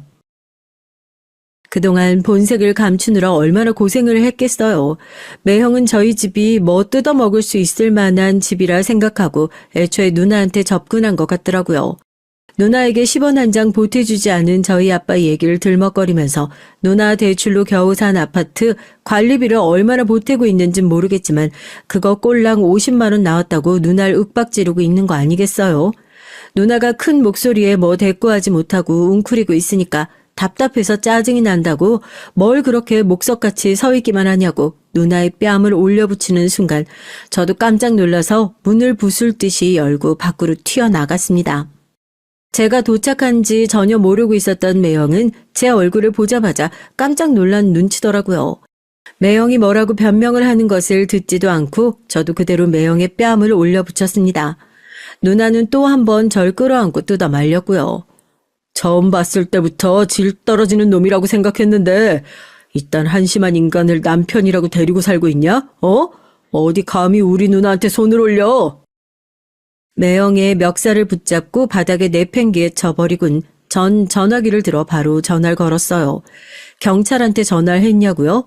아니요, 아빠한테요. 서울에 잘 도착했냐고, 누나는 잘 지내고 있냐고, 은근슬쩍 누나의 안부를 물어보신 아빠에게 제가 누나 집에 올라와 있었던 얘기들을 전부 다 말했습니다. 그리고 아빠한테 버럭 화를 냈죠. 아빠 때문에 누나가 이런 취급을 받는 거 아니냐고요. 아빠한테도 제대로 사랑 못 받는 딸을 누가 소중하게 여기겠냐고요. 내가 지금 올라갈 테니까 그놈 어디 도망 못 가게 묶어 놓든지 해라. 당장 경찰에 신고하고, 알겠어? 제 얘기를 가만히 듣고 계시던 아빤 한참 동안 아무런 말씀이 없으시더니 정말 어금니 꽉 깨물고 그놈 새끼 어디 도망 못 가게 잘 붙들고 있으라고 저한테 한마디 하시고 전화를 뚝 끊어버리시더라고요. 놀라서 벌벌 떨고 있는 누나를 꼭 끌어안고 이제 다 괜찮다고 이깟 놈한테 쫄아가지고 살 필요 없다고 다 좋으니까 제발 다시는 이런 놈들 좀 만나지 말라고 누나한테 사정사정을 했어요. 제가 누나를 달래고 있는 틈을 타서 상황이 잘못됐다는 걸 깨닫고 은근슬쩍 내빼려는 매형의 발등을 그대로 콱 밟아버렸습니다. 아야야 곡소리를 내면서 바닥에 주저앉는 매형을 보니까 얼마나 우습던지요. 저한테 한 대 얻어맞고 찍소리도 못할 놈이 지 마누라한테 여태까지 잘난 것도 없이 그렇게 큰 소리를 냈다는 게요. 아무래도 제가 계속 매형을 이 집에 계속 묶어둘 수 없을 것 같아 경찰에 신고를 했습니다. 정말 이렇게까지 해야겠냐 누나한테도 정신 똑바로 차리라고 그럼 저딴 놈한테 계속해서 얻어맞고 살 거냐고 하니까 고개를 저으면서 붙잡고 있던 제 팔을 놓더라고요. 그렇게 저희 가족은 나란히 경찰서에 가게 됐습니다. 아, 오해라니까요. 그냥 흔하게 부부싸움 좀 한 거 가지고 경찰에 신고하고 이게 가족끼리 할 짓이에요, 네? 저 성실하게 세금 따박따박 잘 내고 있는 사람입니다. 경찰서에 온 매형은 이제 제가 본인을 못 때린다는 것을 알고는 실컷 기고만장해져서 경찰관들에게 꼬장을 부리기 시작하더라고요. 누나도 그 모습을 보고 열이 받아서 맞은 사람이 여기 있는데 무슨 소리냐고 버럭 화를 내는데 그때 저희 아빠가 경찰서 문을 박차고 들어오셨습니다. 매형도 저희 아빠 포스에 쫀 건지 신나게 놀리던 입을 꾹 다물더라고요. 인상을 팍 쓰고 들어오신 아빤 잔뜩 풀 죽어있는 누나의 어깨를 토닥여주고는 그대로 매형의 따귀를 시원하게 날려버렸습니다. 얼마나 세게 뺨을 올려붙인 건지 의자에 앉아있던 매형이 그대로 나가 떨어질 정도였죠. 이깟 놈이 감히 우리 딸을 그렇게 함부로 대해? 행복하게 잘 해주겠다고 그 새치어를 믿는 게 아니었는데 내가 너 같은 놈들을 어디 한두 번 본 줄 알아? 너 내 식구 건드리면 어떻게 되는지 이제부터 똑똑히 보여줄 테니까 잘 봐. 알겠어? 이 자식 무슨 수를 써서라도 콩밥 먹게 할 테니까. 박지연, 고개 들고 어깨 펴고 똑바로 앉아. 네가 무슨 죄 지었어? 죄는 이놈이 지었는데 왜 네가 더 풀 죽어 있어? 너 내 딸이다. 당당하란 말이야. 아무리 찬밥 신세였다고 하더라도 내 자식이 당하고 사는 꼴은 절대로 못 보는 저희 아빠. 그렇게 시원하게 매형 날려버리고는 누나한테 기죽지 말라고 으름장을 놓으시더라고요. 눈물을 뚝뚝 흘리는 누나를 보면서 아빠도 그동안 누나한테 못해준 게 영 마음에 걸리셨는지 미안하다고 하시더군요. 제 얘기를 듣고 깜짝 놀라셨답니다. 아빠도 소중하게 안 해주는 딸을 누가 소중하게 대해주겠냐고 다 본인 탓이라면서 생전 사과 한 번 한 적이 없던 아빠가 사과를 하시는데 누나도 그동안의 응어리가 풀어지기 시작한 건지 엉엉 울기 시작했고요. 그래서 매형은 어떻게 됐냐고요? 부부싸움은 개뿔려. 그동안 누나한테 은근슬쩍 손찌검했던 거 전부 다 모아서 폭행죄로 고소하려고 저희 집에서 열심히 준비 중이에요. 이혼 소송도 마찬가지고요. 아빠랑 누나의 관계가 회복되면서 누나도 조금씩 자존감을 회복하고 있는 것 같아서 다행인 것만 같습니다. 앞으로 저희 누나 정말 정신 차리라고 잘 살 수 있도록 따끔한 조언 한 말씀 하시면 누나랑 같이 읽어보면서 저희 앞으로 정말 좋은 사람들만 만나며 잘 살아가 보려고요. 누나, 세상 사람들이 누나 뭐라고 해도 난 항상 누나 편인 거 잊지 말고 살았으면 좋겠다. 힘내자 우리. 안녕하세요. 저는 나이 70 먹은 할머니입니다. 평소 보던 사연 채널에 글이란 걸 적게 되기까진 많은 시간이 필요했는데요. 그럼에도 딸의 도움을 받아 한자 적어나가 봅니다. 여러분들의 많은 응원이 필요해요. 늙은이의 얘기를 끝까지 들어주신다면 정말 감사하겠습니다. 먼저 제가 글을 쓰게 된 건 세상에 있어서는 안 될 짐승 같은 놈들을 폭로하기 위해서인데요. 이 짐승들은 다름 아닌 저희 딸을 해코지한 사돈댁입니다. 믿기지 않으시겠지만 그런 일이 있었고 전 이를 너무 늦게 알아차려 버렸네요. 제 딸이 사돈에게 당한 일을 이제부터 낱낱이 폭로할 테니 끝까지 들어주세요. 먼저 소중한 제 딸에 대한 얘기를 하자면 우리 둘째 미잔 제가 22살 시어머니에게 심한 시집살이를 당하고 있던 와중 태어난 아이였습니다. 미자는 태어날 때부터 몸이 잘 아픈 아이였는데 그래서 그런지 칭얼대기도 잘하고 우는 것도 잘 아는 아이였죠. 그 시절 전 미자를 품에 안고 시어머니에게 혼나지 않으려고 애써 계속 달래줘야만 했어요. 제발 울지 마라 하면서요. 저희 시어머니는 저란 존재도 제 배에서 태어난 미자도 굉장히 마뜩찮게 생각했습니다. 그래서 조금만 잘못해도 호랑이 같은 언성을 내곤 했죠. 그 이유는 오롯이 저에게 있었죠. 제가 첫째 딸, 둘째도 미자, 딸을 낳았기 때문이죠. 가문을 이어야 할 핏줄을 낳아야 하는데 쓸모없는 계집애만 낳았다고 구박을 하곤 했어요. 게다가 시어머니는 양장점을 하셨는데 시아버지가 술을 워낙에 좋아하시는 바람에 홀로 일하는 날이 많았고 가족의 생계를 꾸려 나가시는 분이셨습니다. 스트레스가 많으셨던 거죠. 그러니 집에 들어와서 조금만 살림살이가 흐트러지거나 미자의 울음소리가 들려도 버럭 소리를 지르셨습니다. 저와 결혼했던 남편이란 사람은 시어머니를 막아줘야 했음에도 불구하고 시아버지의 기운을 고스란히 물려받아 이런 집안일엔 관여하고 싶지 않다고 했고요. 전 정말 그런 남편이 많이 미웠습니다. 이혼을 생각하고 싶었지만 이혼이라는 건 그 시대에 있을 수 없는 일이었고 전 그럴 수 없는 막막한 현실이 서글프기만 했어요. 그러던 어느 날엔 시어머니가 집에 돌아와 버럭 성을 내는데 시아버지와 남편은 허허실실 웃으며 술이나 주고받고 있고 문득 제 처지가 너무 초라하게 느껴졌어요. 그런데 그때 우리 미자가 너무나 대쪽 같은 태도로 자기 할머니 앞에 나서는 겁니다. 그때 미자 나이가 6살밖에 되지 않았는데 어린아이라고 믿겨지지 않을 만큼 목소리가 또랑또랑했어요. 너는 내가 없을 때 시집살이 똑바로 하라니까 그런 것도 여태 안 하고 뭐 했던 거냐? 그리고 미자 저 계집애는 왜 이렇게 차 울고 난리야?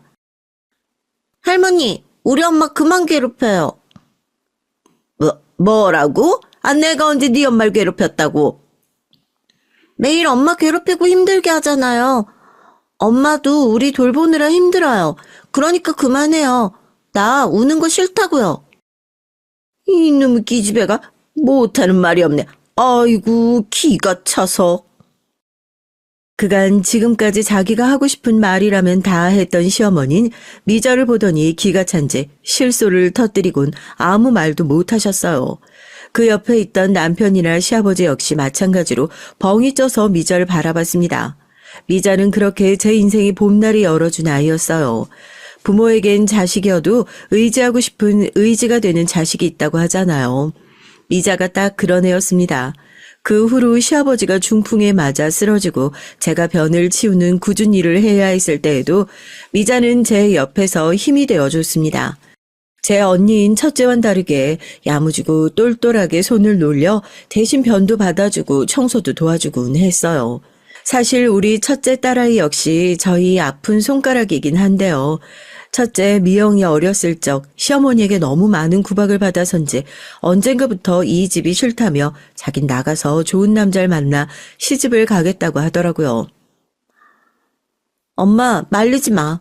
나 이 집이 싫고 무조건 부잣집 남자 만나 나갈 거야. 난 계집애라고 맨날 구박받는 것도 지겹고 얼른 탈출하고 싶어. 틈이 나면 제게 이런 말을 하곤 했던 아이였어요. 그러던 이 아이가 정말로 20살이 되자 동네 떡집 아들과 눈이 맞아 갑자기 제 곁을 떠나겠다고 하더군요. 딸애가 바라는 것만큼의 부잣집 아들은 아니었지만 동네 떡집 아들 정도면 집에 재산도 좀 있겠다. 전 허락을 해줬어요. 첫 아이라 시집 보내는 기분이 남다르긴 했지만 마음속으론 저 아이가 저렇게라도 이 집을 탈출해 나가는 것이 좋긴 했습니다.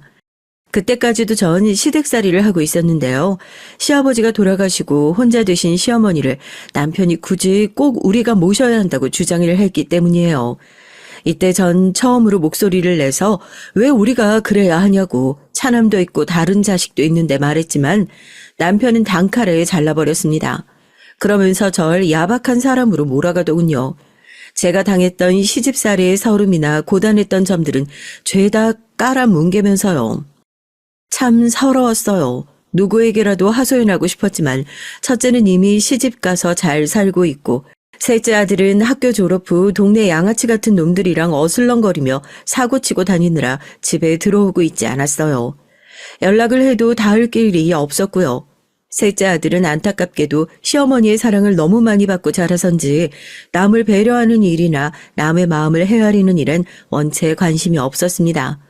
좋은 성정의 사람이 될 수 있는 아이였는데 시어머니가 대놓고 남녀 차별을 하는 탓에 어릴 때부터 제 누나들을 무시하고 이어서 언젠가부턴 절 무시했죠.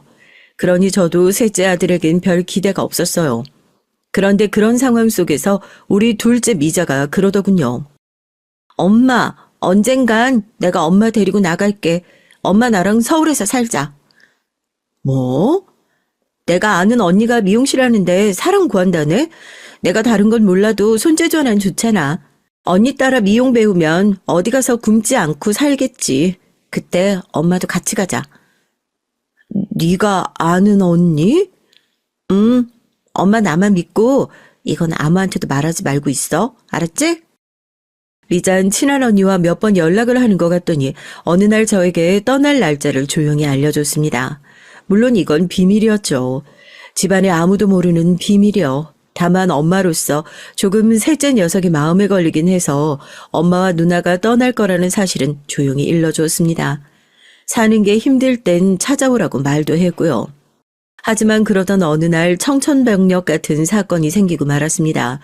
깊은 밤중 미자와 함께 떠나려던 날 어떻게 알았는지 시어머니가 불이 나게 들이닥친 거예요.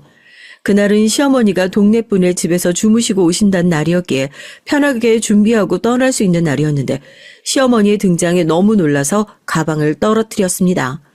시어머니는 저를 보자마자 대뜸 손을 들어 짝소리나게 뺨을 치셨고 그 다음부턴 떨어진 가방으로 절 후드려 패기 시작했어요. 미자가 울며 불며 말려봤자 시어머니의 꼬장꼬장한 기세는 당해낼 수가 없었습니다.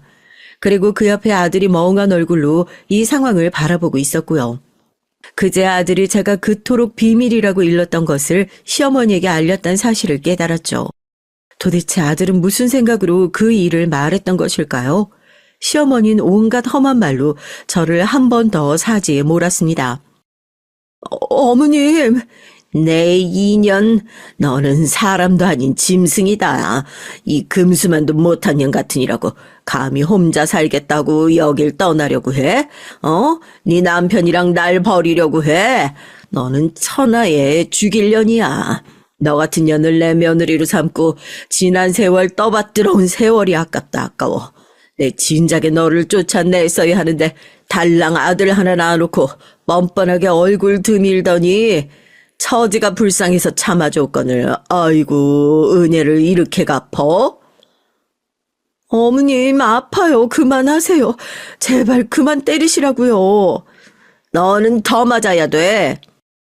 시어머니는 다혈질에 한번 눈이 돌면 무슨 일을 하든 하는 사람이었습니다. 갑자기 마당에 있던 차도를 집어들더니 그걸로 제 얼굴이며 등이며 찍어 내리더군요. 너무 아파 비명을 지를 새도 없이 쓰러졌는데 피가 쏟아지는 와중에도 시어머니는 멈추질 않았어요. 그런데 그 순간 우리 둘째 미자가 벌떡 일어나서 시어머니를 거칠게 밀어내고는 말하더군요. 미자 역시 차돌에 맞아 몰골이 엉망이었지만 미자의 목소리만큼은 또렷했습니다. 엄마가 뭘 그렇게 잘못했다고요? 우리 엄마 할머니 할아버지 병수발 다 들고 아버지 바람까지 참아주며 사신 분이에요. 엄마 같은 분이 어딨어요. 난 이제 할머니도 징그러워요. 사람같이 느껴지지 않는다고요. 그만 엄마랑 저 보내주세요. 그리고 다신 연락하지 마세요. 오늘부터 할머니랑 저랑 엄마랑 인연 끊고 사는 거예요. 미자는 무서워서 몸을 떨면서도 자기 할 말을 하더니 끝끝내 제 손을 잡고 달리기 시작했습니다. 시골 마을이었기에 달려도 캄캄한 방과 논두렁이 전부였지만 저와 미자는 숨도 제대로 쉬지 않고 달렸던 것 같아요. 저나 미자 둘 다 아마 여기서 지금 나가지 못하면 영영 못 나갈 거라는 어떤 두려움이 있었던 것 같습니다. 그랬기에 1시간 동안 달리고 또 달려 마을을 완전히 벗어났죠. 그렇게 미자와 전 험난한 고생을 겪으며 서울로 올라왔습니다. 미자와 처음 서울에 도착해 미자가 구한 방이라는 곳에 도착했을 땐 둘이 누가 먼저랄 것도 없이 서로를 껴안고 엉엉 울었어요. 우리 모녀에게 있어선 지옥에서의 해방이었지만 그 해방에 이르는 과정이 너무나 험난하고 힘들었기에 눈물부터 난 것 같습니다. 아무쪼록 미자와 시작한 서울살이는 힘들지만 나름 행복했어요. 처음으로 남편도 시어머니도 없는 생활이었지만 나이 40 넘어 이제야 자유를 찾은 기분이었달까요? 미자는 제게 말했듯 아는 언니의 미용실에서 일을 시작했고 전 동네 식당의 주방 일을 시작했습니다. 하루 종일 서서 사모님 눈치를 보며 설거지를 하는 일은 힘들긴 했지만 그래도 그곳 서울은 미자에게나 저에게 세상 어느 곳보다 아늑한 공간이었어요. 또 미자와 제가 돈을 아껴 살았기 때문에 우린 금방 돈을 모을 수 있었죠. 예전에 남편 밑에서 살았을 땐 그저 남편이 갖다 주는 돈으로만 생활하느라 제 돈이랄 게 전혀 없었는데 처음으로 제 돈이라는 게 생기고 그것을 실제로 만져보는 일은 정말 설레고 힘이 나는 일이었습니다. 쌓여가는 통장 잔고를 보는 일은 제게 있어 그 무엇보다 값진 보상이었죠. 이걸로 우리 미자 결혼할 때 몇 푼이라도 보태줘야겠다 싶은 마음으로 전 한 푼이라도 모으고자 덜 입고 덜 쓰며 악착같이 일하고 모았습니다. 그걸 지켜보던 옆집 아줌마는 혀를 찰 정도였죠. 아이고, 딸내미 시집갈 때 뭐 얼마나 해주려고 그리 악착같이 살아. 옷도 좀 사 입고 새 물건도 사 쓰고 그러지. 저번에 보니까 의류 수거하면서 옷 가져가던데. 아유, 자꾸 헌 옷만 입는 게 안타까워서 그래. 나이가 아주 많은 것도 아닌데. 아니에요. 저야 이미 좋은 시절 다 간 사람인데요. 뭐 전 우리 미자만 행복하면 돼요. 그나저나 미자가 좋은 사람 만났으면 좋겠는데 아주머니 혹시 주변에 괜찮은 청년 없어요? 청년? 글쎄, 아유 있으면 소개시켜 줄게. 근데 지금은 생각나는 사람이 없네. 전 그 무엇보다 미자가 제 언니처럼 돈 많은 남자를 만나 하루라도 빨리 편안하게 살았으면 싶었어요. 처음엔 첫째 미영이가 그냥 그런 집안에 시집갔으니 적당하게만 살았으면 좋겠다 싶었는데 사위인 떡집 아들내미가 가업을 이어가다 사업을 시작했는데 그게 잘 되면서 둘이 재산도 늘려가고 좋은 차도 끌고 다니기 시작하더군요. 그렇게 미영이가 의외로 자기 팔자 피는 거 보니 우리 둘째도 그런 남자 만나면 소원이 없을 것 같았습니다. 그런데 제 기도를 하늘이 들어주신 걸까요? 그러다 어느 날 옆집 아주머니가 호들갑을 떨며 차 한 잔을 하자고 하더니 둘째에게 너무 좋은 혼처가 나타났다고 하는 겁니다. 어딘데요? 뭐 하는 집이에요? 글쎄, 아니 내가 저번에 미자 엄마 말 듣고 교회 나가서 여기저기 장가 못 간 사람들을 좀 알아보고 다녔는데 딱 한 명이 아직 안 가고 있더라고. 저기 시장통에 국밥집 파는 아줌마가 하나 있는데 그 아줌마 첫째 아들인가 봐. 근데 뭐 국밥집은 워낙 오래전부터 해오고 장사도 잘 돼서 그냥 직원 두고 대충 왔다 갔다만 하는 정도고 사실 여기 집안에 땅이며 돈이며 아주 기가 막히게 많다네. 아니, 그렇게 돈이 많은 집안이라고요? 응, 근데 거기서도 며느리감을 찾는다나 봐. 첫째 아들이 자긴 결혼 안 하겠다고 어쩐다 자꾸 속을 썩인다네. 뭐 어디 하자가 있는 건 아닌 것 같고 그냥 여자 부는 눈이 높은가 봐. 아유, 그래도 아줌마 딸내미 정도면 마음에 들어하지 않을까? 예쁘게 생겼잖아. 키도 늘씬하고. 돈이 많은 집안이라는 말이 제 귀에 가장 꽂혔던 말인 것 같아요. 전 이걸 둘째에게 전달했고 미잔 조심스레 생각해보더니 며칠 뒤 한번 만나보겠다고 말을 전해왔습니다. 지금 생각하면 전 이 순간을 가장 후회해요.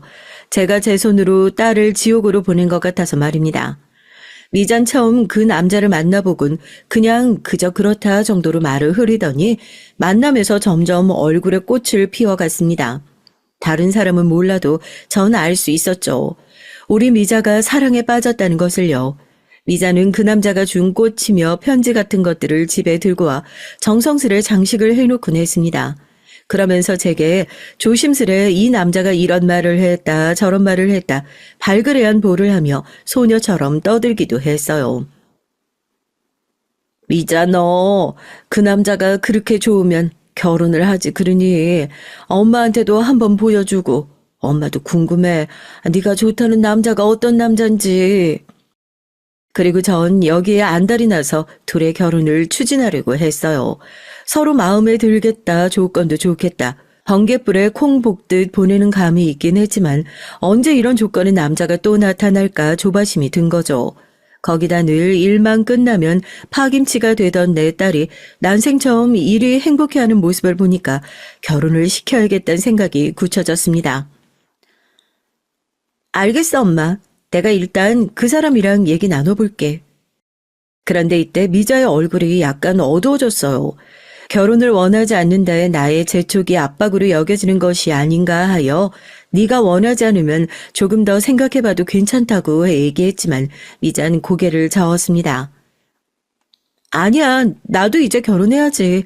내가 결혼 안 하고 집에만 붙어 있으면 엄마한테도 짐 될 텐데. 미자는 알겠다며 자기도 남자와 얘기를 해보겠다고 했고 곧이어 며칠 뒤 예비사위가 저희 집에 밥을 먹으러 오게 됐어요. 만난 예비사위는 아주 싹싹하고 성격도 좋아 보였습니다.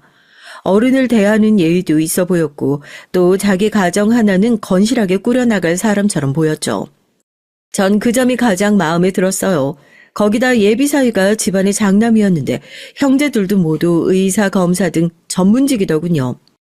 예비 사돈댁 역시 소문대로 큰 사업 하시는 분들이었고요. 하지만 그 말을 듣고 보니 조금 걱정스러웠던 점은 있었어요. 혹여라도 우리 둘째 아이를 마뜩찮게 여길까 봐요. 거기다가 당시 전 남편과 이혼을 했고 남편은 처음부터 미자 결혼식엔 참석도 안 하겠다고 못을 박았습니다. 자기 어머니한테 그러고 나간 게 괘씸하다면서요. 어이없지만 수긍할 수밖에 없었죠. 싫다는 사람을 식장에 앉혀놓고 있을 수도 없고 말입니다. 아무튼 홀어머니란 조건까지 붙었으니 제 눈에야 세상에서 가장 자랑스러운 딸이지만 그쪽 집안의 기준에서 어떻게 비춰질지 모르는 일 아니겠어요. 그래서 전 상견례 날이 다가올수록 긴장이 됐습니다. 엄마, 너무 긴장하지 마. 시부모님 다 좋은 분들이셔. 아유, 그건 아는데 그래도 엄마는 걱정되지. 엄마도 시집살이를 겪어봤으니까. 오늘 엄마 옷 괜찮니? 촌스럽지는 않지? 엄마, 오늘 세상에서 제일 이뻐. 대망의 상견례 날 미자가 옆에서 저를 달래는 말을 해도 마음이 가라앉질 않았어요. 그리고 드디어 사돈 내외를 보게 됐죠. 전 이날 정말 충격적인 경험을 했습니다. 우선 사돈분들이 어떤 분들인지 무척 궁금했는데 제가 상상한 그 이상이었어요. 입은 옷이나 말씨나 모두 고풍스럽고 우아함이 넘치는 분들이었죠. 그러다 혼수 얘기가 나왔는데 이때 안사돈의 말이 굉장히 마음에 걸렸습니다. 마치 저희 처지를 비웃는 말이었거든요. 아, 근데 저희 집에서 집을 해갈 테니 혼술은 여자 쪽에서 준비하는 게 맞을 듯 싶은데 어떻게 생각하세요? 아, 네, 괜찮습니다. 정말 괜찮으세요? 혹시나 여력이 안 되신다면 말씀하셔도 됩니다. 저희도 사는 수준은 다 아는데 부담드리고 싶지 않아서요. 사는 수준이요? 그게 무슨 말인지.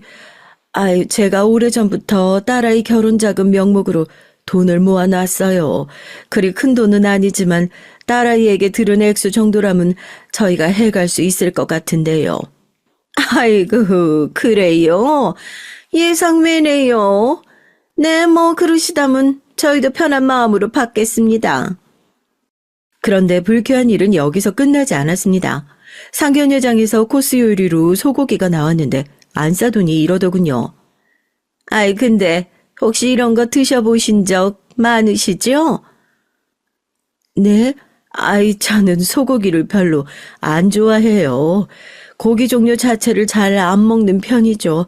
저희 딸애도 그렇고요. 그래요? 비싸서 못 사 드셨던 건 아니고요? 네? 아니에요. 농담입니다, 농담. 농담이라기엔 정말 기분이 묘해지는 농담이었죠. 거기다 이상하고 기분 나쁜 일이 한 가지 더 있었습니다. 딸아이의 신우가 될 사람도 함께 자리에 있었는데 저와 사돈댁이 말을 하는 와중에 계속해서 자리를 비우더라고요. 알고 보니 담배를 피우고 오는 거였습니다. 화장실을 가는 줄로만 알고 있었는데 제 옆을 스치면서 알싸한 담배 향이 풍겨져 오더라고요. 물론 담배 피는 건 이해할 수 있었지만 상견례라는 중요한 자리에서 계속해서 자리를 비우며 담배를 피러 나갔다 오는 건 좀 실례지 않나 싶었죠. 그래도 모르는 척하고 있었는데 갑자기 이런 말을 하면서 산통을 깨더라고요. 근데 우리 오빠한테 시집 왔으니 새언니도 참 복이 많은 것 같다. 안 그래, 엄마? 내가 어디서 보니까 사람마다 다 사주팔자라는 게 있대. 우리 새언니 팔자가 진짜 좋은 거지. 오빠 아내 되면 일 안 해도 되고 집에만 있으면 되잖아. 뭐 하는 거야? 그만 안 하니? 그래, 자중해라. 여기가 무슨 자리인데 그런 교양 없는 말을 하고 있어? 그 사돈 죄송합니다. 얘가 요즘 말이 거치네요. 제가 바로 잡겠습니다. 예, 괜찮습니다. 이미 제 기분은 상해버렸지만 사돈 어른들이 계속 사과를 하니 넘어갔어요. 의사라고 들었는데 어떻게 공부도 많이 하고 똑똑한 사람이 이런 무례한 발언을 하나 싶었죠. 솔직히 제 딸도 미용실에서 정말 열심히 일하고 나름대로 손님들의 신뢰도 받으며 살아온 아이인데 왜 저런 말을 들어야 하죠? 딸아이의 상처도 상처지만 너무 화가 나더군요. 나중에 상견례장을 나오면선 정말 복잡한 기분이 되었습니다. 저기 네 신우란 사람 보통 얘기가 아닌 것 같던데 왜 그런 거니? 아휴, 엄마는 아까 정말 너무 놀랐다. 아니 의사식이나 되는 사람이 저런다니. 원래 좀 성격이 모난 데가 있어. 나도 윤기 씨한테 들은 건데 어렸을 때부터 자기 주장이 강하고 눈치가 없어서 할 말 못할 말 안 가리고 했대. 그래도 엄마 다행인 건 1년 후엔 미국 나가 살 거래. 남편이 미국 사람이라 지금도 한국이랑 왔다 갔다 한다고 하더라고. 그러니까 그때까지만 참으면 돼. 그러니? 아유, 그래도 그렇지 엄마는 아까 기분이 많이 나빴다. 아유, 상견례장에서도 그러는데 너랑 둘이 있을 땐 얼마나 그러겠어. 원래 시집살이가 제일 힘들다잖아. 그래도 엄마 난 씩씩하게 잘 해나갈 수 있어. 그러니까 나 믿고 맡겨줘. 내가 시댁 사람들 다 휘어잡을 수 있다니까. 엄마도 알잖아. 우리 집안에서 나만 할머니한테 할 말 못할 말 다 하고 산 거. 덕분에 할머니 구박 엄청 받긴 했지만 그러니까 너무 걱정하지 마. 모르겠다 엄마는. 결혼식이 진행되기 전까지 정말 내 딸을 그런 시누이가 있는 곳에 시집 보내야 하나 고민이 많이 들었어요. 저도 시집살이를 당한 입장에서 어쩔 수 없이 그런 생각이 들더라고요. 하지만 나중에 사위가 절 따로 찾아와서 무릎까지 꿇으며 대신 사과를 했습니다. 장모님 정말 죄송합니다. 제 동생이 너무 큰 실례를 범한 것 같아요. 제가 잘 단돌이 했어야 됐는데 미처 그러지 못한 것 같습니다. 기분 상하셨다면 정말 죄송해요. 아니야, 솔직히 나도 감정이 상하긴 했지만 자네가 잘못한 일도 아니니 이제와 결혼을 물을 수도 없고 일단 사과 받은 걸로 할 테니까 자네가 대신 잘 중재를 해주게. 우리 딸 고생하지 않게 내가 부탁할게. 네, 꼭 그렇게 할게요, 장모님. 이날 사위가 절 안심시키는 말을 믿고 넘겼습니다. 사위는 딸이 시집살이 하지 않도록 반드시 자신이 중재하겠다고 했고 저도 사위만 믿겠다고 말했어요.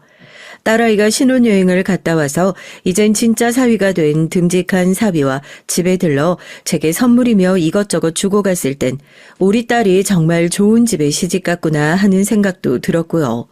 다른 건 몰라도 사위는 제게 정말 잘해줬습니다.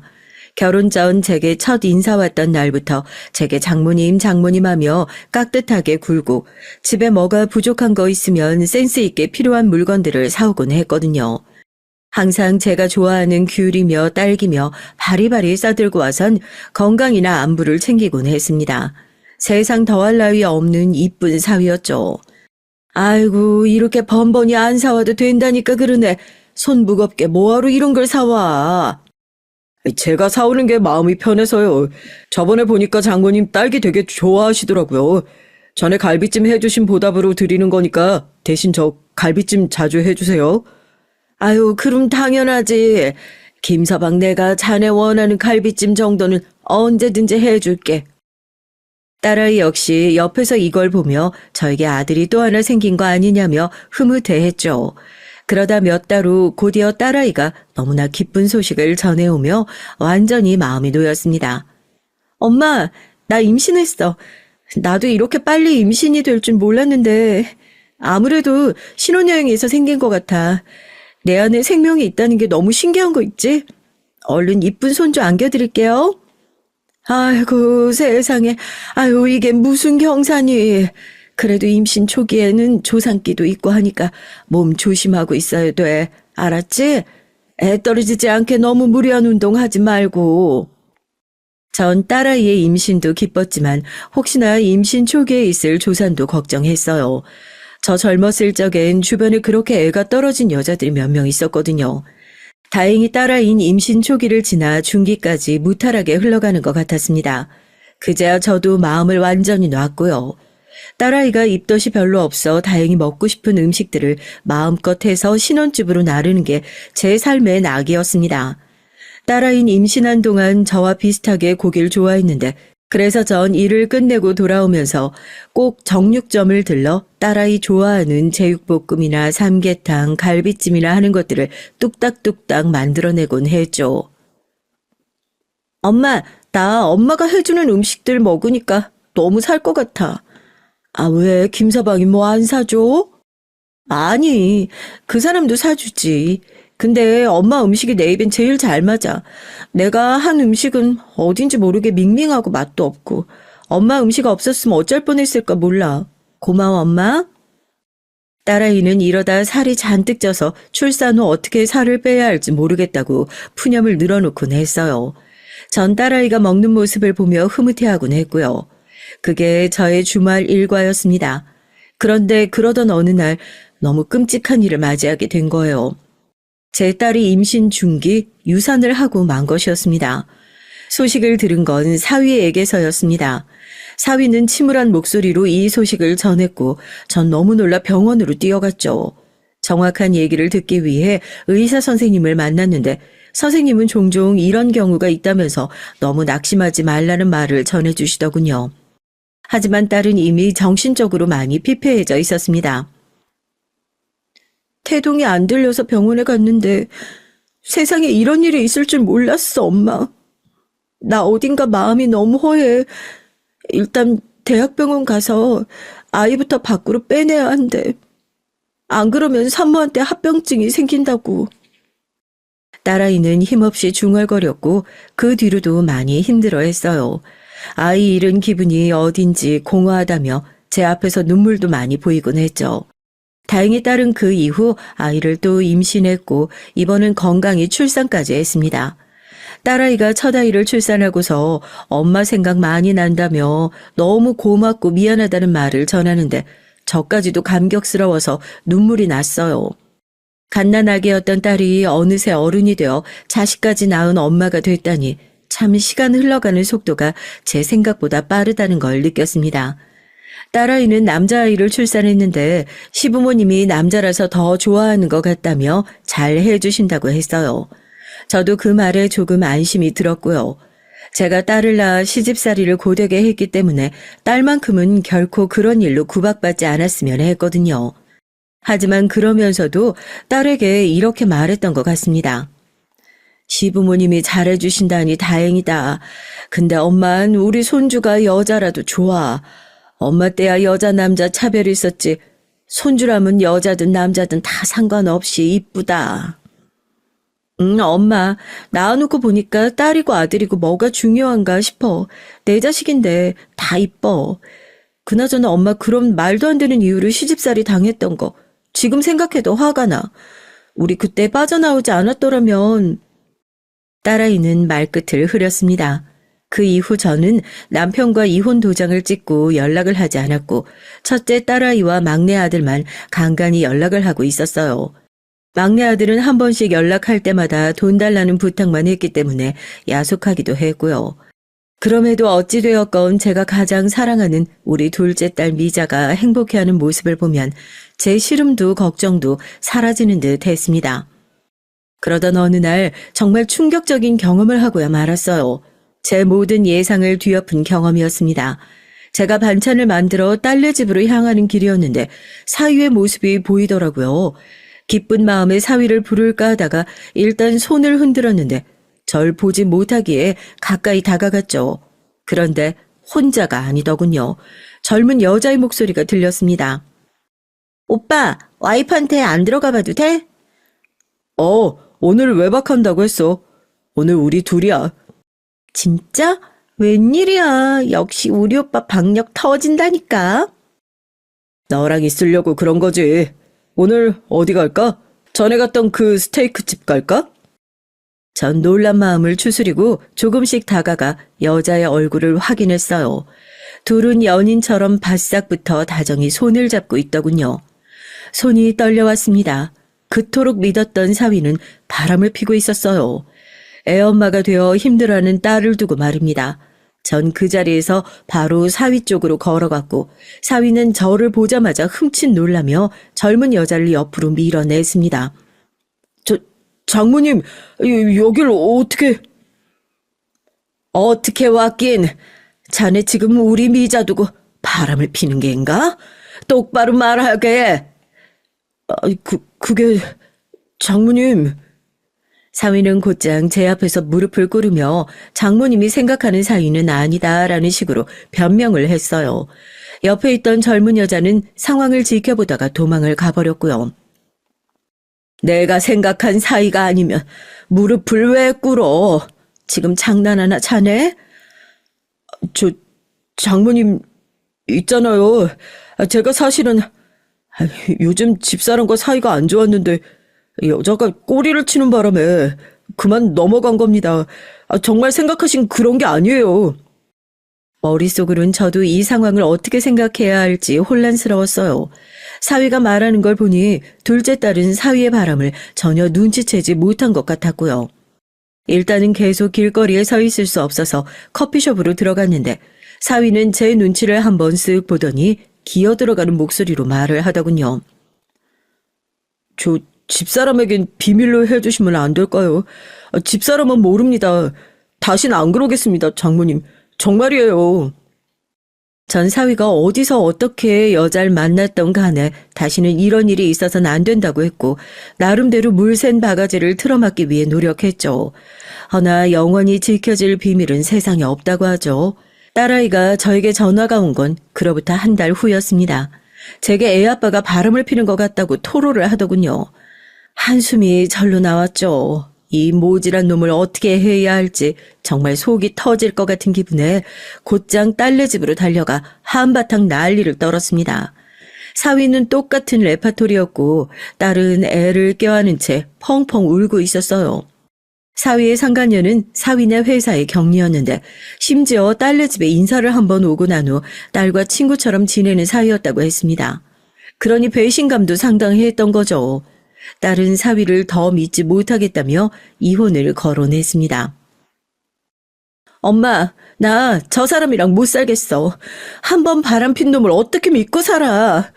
우리 애 생각해서라도 참아보려고 했는데 아니야. 우리 애한테 저런 아빠 만들어주고 싶지가 않아. 그런데 참 우스운 것이요. 제가 이날 무조건 딸의 이혼을 지지하고 찬성한 것이 아닌 애매한 태도를 취한 것이었어요. 저도 사위가 개차반이고 딸이 불행할 거라는 사실도 알고 있었지만 그 순간 바닥을 기며 앵앵대는 손주가 너무 불쌍한 겁니다. 아빠 없이 자랄 손주가요. 그래서 원하는 대로 해라라고만 말하고 딸네 집을 나와버렸죠. 딸은 그날 이후 이혼을 선택한 것 같았지만 막상 그러지 않았습니다. 슬프게도 저와 같은 이유였어요. 엄마, 한 번만 봐주기로 했어. 딱 한 번만. 결의가 느껴지는 딸의 말이 얼마나 속상해했는지 모릅니다.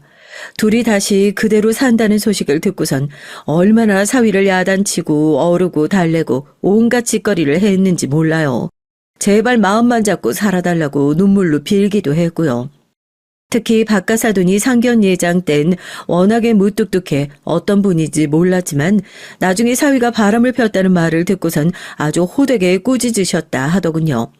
한 번 더 바람을 피우고 싸돌아다니면 호적에서 파버릴 거란 말씀까지 하셨다고 해요. 그 말에 사위가 제대로 겁을 먹었고요.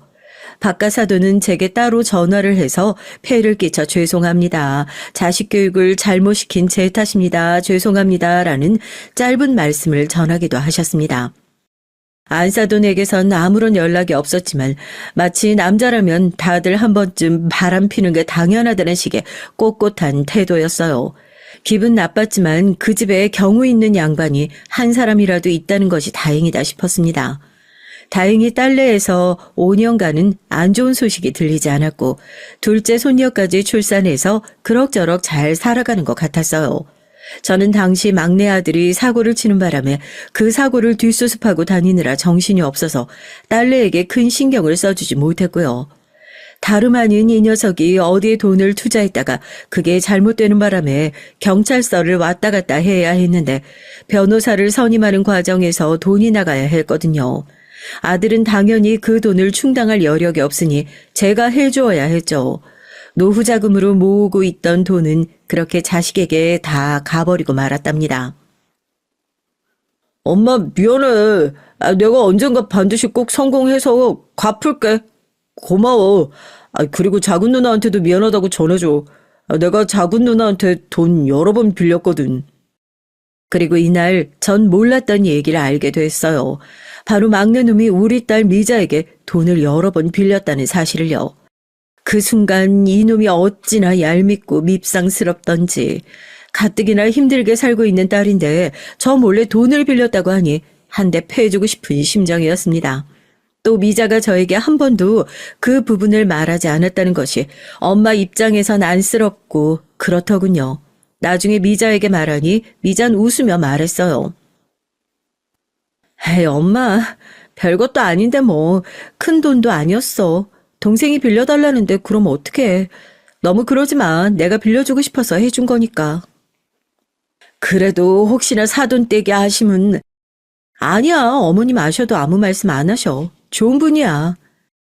우리 착한 미자는 그런 식으로 또 무말하더군요. 그런데 그러던 어느 날 충격적인 사건이 일어났습니다. 운명처럼 딸아이 신우란 사람과 안사돈이 나눈 뒷얘기를 듣게 된 거예요. 사실 그렇게 만나게 된 것도 어찌 보면 기막힌 우연이라 할 수 있는데요. 그날은 제가 백화점에서 청소하는 일을 구해 일을 하게 된 첫날이었죠. 딸 시집 보내는데 모아두었던 돈을 많이 쓴 터라 저도 노후를 위해선 청소하는 일을 구해야 했죠. 딸아이는 자신이 노후를 책임지겠다며 그러지 말라고 했지만 어디 그럴 수 있나요? 자식에게 민폐 끼치는 노인이 되고 싶진 않았습니다. 나이도 있겠다 지인의 소개로 어렵게 구한 자리라 나름 열심히 해야겠다고 각오를 다지고 출근을 했는데요. 백화점 화장실 휴지통을 비우기 위해 들어갔다가 사돈 어른을 만난 겁니다. 처음엔 사돈인지 모르고 있었는데 저를 먼저 아는 척을 하더군요. 어머 사돈 여기서 다 만나네요. 그나저나 어떻게 이런 우연이 다 있죠? 아이고 그러게요. 근데 옷을 보니까 청소부로 취직하신 거예요? 아이고 그 나이에 청소부 일까지 어떻게 하시려고 하세요? 나이 먹고 이런 일 하시면 관절 다 나가요. 네. 그래도 일하는 게 재밌어서 하고 있어요. 집에서 쉬면 오히려 몸만 더 쑤시더라고요. 참 우리 안사도는 마음이 이렇게 넓으시다니까. 나중에 저희 집에 가정부 필요할 때 부를게요. 집이 워낙 넓어서 가정부 두고 사는데도 손이 더 필요할 때가 있거든요. 네? 솔직히 청소부로 마주쳤다는 게 조금은 창피했고 저절로 고개가 수그러졌습니다. 누가 봐도 청소부 옷을 입고 있으니 모를 리 없었고요. 그런데 안사도는 이 틈을 놓치지 않고 저런 말을 하더군요. 아무리 그래도 사돈에게 자기 집 가정부 일을 해달라니 이게 말이 됩니까? 당황스런 나머지 저도 반문을 하고 말았는데요. 그러자 안사돈은 물론 공짜로 해달라는 게 아니고 돈 드릴게요 라고 말하더니 나중에 또 만나자며 제 할 말만 하고 나가버리더군요. 어이가 없어서 몇 분을 벙쪄 서 있었던 것 같습니다. 그러나 다른 청소부와 교대 시간이 되어 옷을 갈아입고 백화점 밖으로 나가려고 했는데요. 잠깐 화장실에 들려 손이라도 씻고 가려고 화장실 안으로 들어갔는데 익숙한 목소리가 들리는 겁니다. 바로 안사돈과 딸아이 신우 목소리였어요. 엄마, 근데 아까 그분 청소부 옷 입고 마주쳤으니까 진짜 쪽팔렸겠다. 그지? 그럼 나도 아는 체 할까 말까 하다가 그래도 했다. 청소부 사돈이라니. 왜 하필 그런 사람이 우리 집과 엮인 건지 진짜 싫다 싫어. 오빠가 그런 여자를 데리고 왔으니 어쩔 수 없지 뭐. 솔직히 엄마 선보라고 한 여자들 중 하나만 골랐어도 집안이 넉넉했을 텐데. 그러게 말이다. 누구 탓을 하겠니? 아무튼 다신 마주치고 싶지 않더라. 심지어 옷에도 냄새도 나던데. 여기 백화점 청소부들은 옷도 제대로 안 빠나봐. 내가 민원이라도 넣어야겠어. 직원관리 도대체 어떻게 하는 건지. 그러니까 엄마 오늘 내가 가서 백화점 담당자한테 따질게. 저런 사람이 청소부로 일하면 백화점 매상 확 떨어질걸? 걸어다닐 때 냄새나서 손님들 불쾌할 거 아니야. 그리고 저기 뭐야, 오빠한테 들었는데 새언니 친정에 돈까지 퍼다 줬다며? 그 집 막내 아들이 사고 쳐서. 그래, 내가 열받아 혼났다, 진짜. 지지리도 없는 집구석이야. 자식 새끼들이 다 그 모양이니, 아유, 처지가 불쌍해서 봐준 거다. 순간 모멸감이 확 치솟아 얼굴이 붉어졌고 도저히 그 자리에 있을 수 없어 도망치듯 나와버렸습니다. 머릿속에선 계속해서 그들의 대화 내용이 맴돌았죠. 절 능욕하는 말들, 제 직업을 가지고 함부로 찌어대던 말들, 그 모든 것이 상처가 됐어요. 눈물이 주르륵 흐르는데 이 와중에 갈 곳은 없어 그저 서점에 가 몸을 녹이며 하염없이 흘러내리는 눈물을 닦아내렸죠. 그런데 사람의 인생이란 참 묘합니다. 가장 힘들고 마음이 무너져 내리는 상황에서 사위에게 전화가 온 거예요. 사위는 제 목소리가 안 좋으니 대뜸 무슨 일이 있냐고 물었고 전 고지곳대로 소리를 치며 말해버렸죠. 사실 그 순간엔 감정을 참을 수가 없었거든요. 사위는 저희 집으로 딸과 함께 찾아와 또 무릎을 꿇고 죄송하다고 하더군요.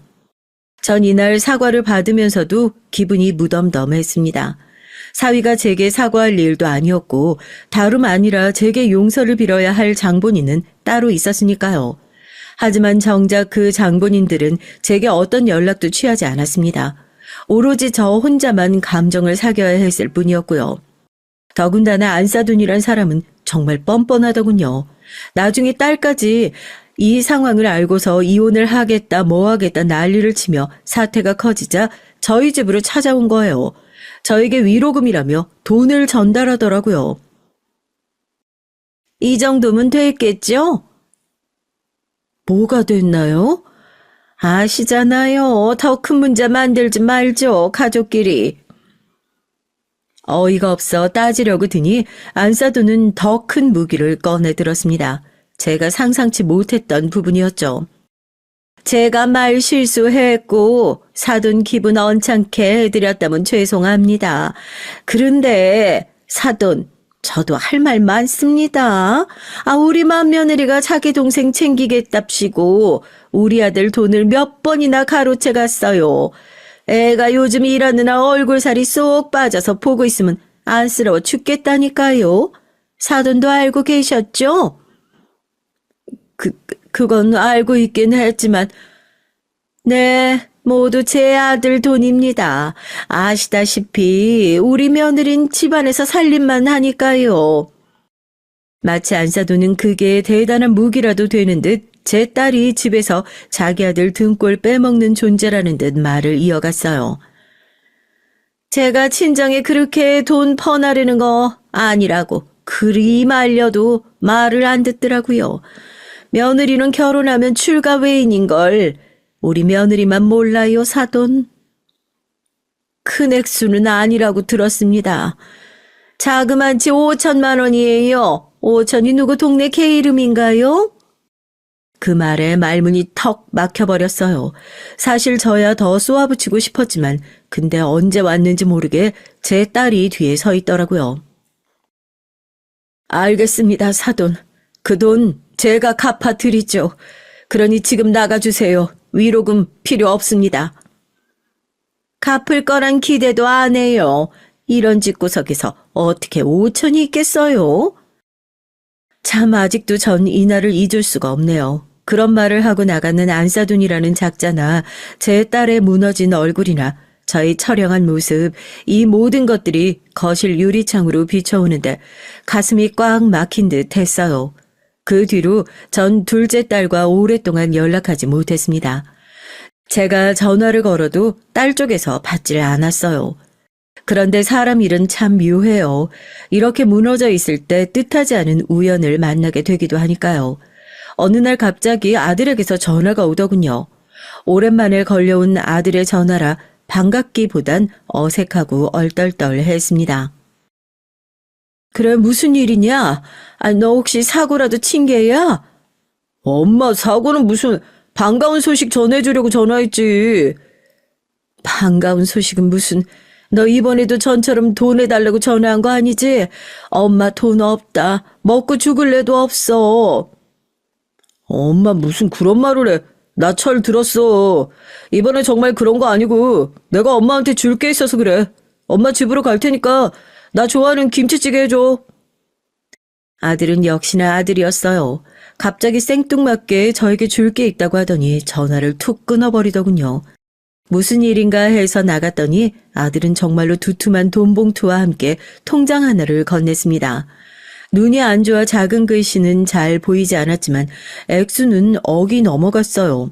이게 어떻게 된 일인지 해서 물어보니 아들은 이번에야말로 투자 사업이 성공했고 큰 돈을 벌어들였다고 하더군요. 안정되기까진 말을 아끼고 있었고요. 누나에게 보답도 하고 싶다면서 누나 몫까지 따로 전달해주고 싶은데 누나가 연락이 안 된다고 하더라고요. 그제야 저도 작은 딸내와 연락이 닿은 게 아주 오래전이라는 게 상기도 했습니다. 예전엔 어린 손녀딸도 봐주고 곧잘 놀아줬는데 말이죠. 아들을 만나고 난 후 전 제가 먼저 딸에게 연락을 했어요. 그리고 손녀딸을 보고 싶다는 핑계로 집으로 오라고 했죠. 오랜만에 본 딸은 어딘지 사람이 넋이 나가 있는 것 같아 보였습니다. 하지만 그 부분에 대해선 말을 피하려 하길래 손녀딸만 몇 번 놀아주고 말았죠. 그런데 언제부턴가 손녀딸이 저만 보면 자꾸 이상한 말을 하는 겁니다.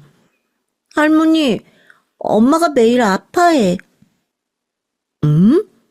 어린 손녀는 저만 보면 계속 딸이 아프다는 말을 했어요. 제가 보기엔 딸이 어디 아픈 것 같진 않았는데 말이죠. 혹시 건강상의 문제가 있나 해서 물어보니 그런 건 결코 없다고 말했습니다. 하지만 사람의 감이란 것이 무섭죠. 제 머릿속에 문득 한 사람이 스쳐 지나가더군요. 딸이 핸드폰에 시어머니라는 글자만 보면 몸을 자동으로 떤다든지 하는 반응이 걸렸습니다. 네, 바로 안사돈이요. 저도 모르게 갑자기 무섭게 몸이 일으켜졌고 전 사위에게 위치를 물어 사돈댁을 찾아갔습니다. 무슨 일인지 모르겠지만 일단 알아는 봐야겠다 싶었어요. 그리고 전 거기서 보면 안 될 것을 보고 말았습니다. 사돈댁의 문을 열자마자 안사돈이 제 딸의 머리채를 잡고 있더라고요. 딸애는 비명을 지르며 제발 놔달라고 소리를 치고 있었고요. 그 순간 딸의 눈물 자국이 눈에 선연히 들어왔습니다. 사돈이란 여잔 가정부가 하는 말도 못 듣고 딸애에게 소리를 버럭 지르고 있었어요. 야, 이년아, 너는 시녀야. 내 아들 시녀라고. 시녀 주제에 내조나 할 것이지. 어디서 애 둘 낳았다고 유세를 부리고 지랄이야? 야, 너 아직도 내 아들이 바람 한 번 핀 거 가지고 지랄 떠니? 네가 잘했어 봐. 응? 내 아들이 그러겠어? 전 곧장 달려가 있는 힘껏 내려쳤습니다. 그리고 무슨 일이 일어났는진 기억이 드문드문 나요. 나이 70에 무슨 힘이 그리 있었겠냐마는 안사돈은 제게 뺨을 맞고 그대로 쓰러져 버렸고 전 딸애를 끌고 나왔습니다. 그러고 나선 모든 전말을 알게 됐어요. 딸애는 지금까지 엄청나게 무수한 가학적인 행위들을 당해왔던 겁니다. 사위란 놈은 계속해서 바람을 피워댔고 딸아이가 시어머니에게 사위의 그런 행동을 막아달라 하면 저런 식으로 머리채를 잡았다고 해요. 이외에도 시어머님 분수도 모르고 날뛰는 자기가 싫다며 청소부 딸년이라는 말을 하며 머리채를 잡았다고 합니다.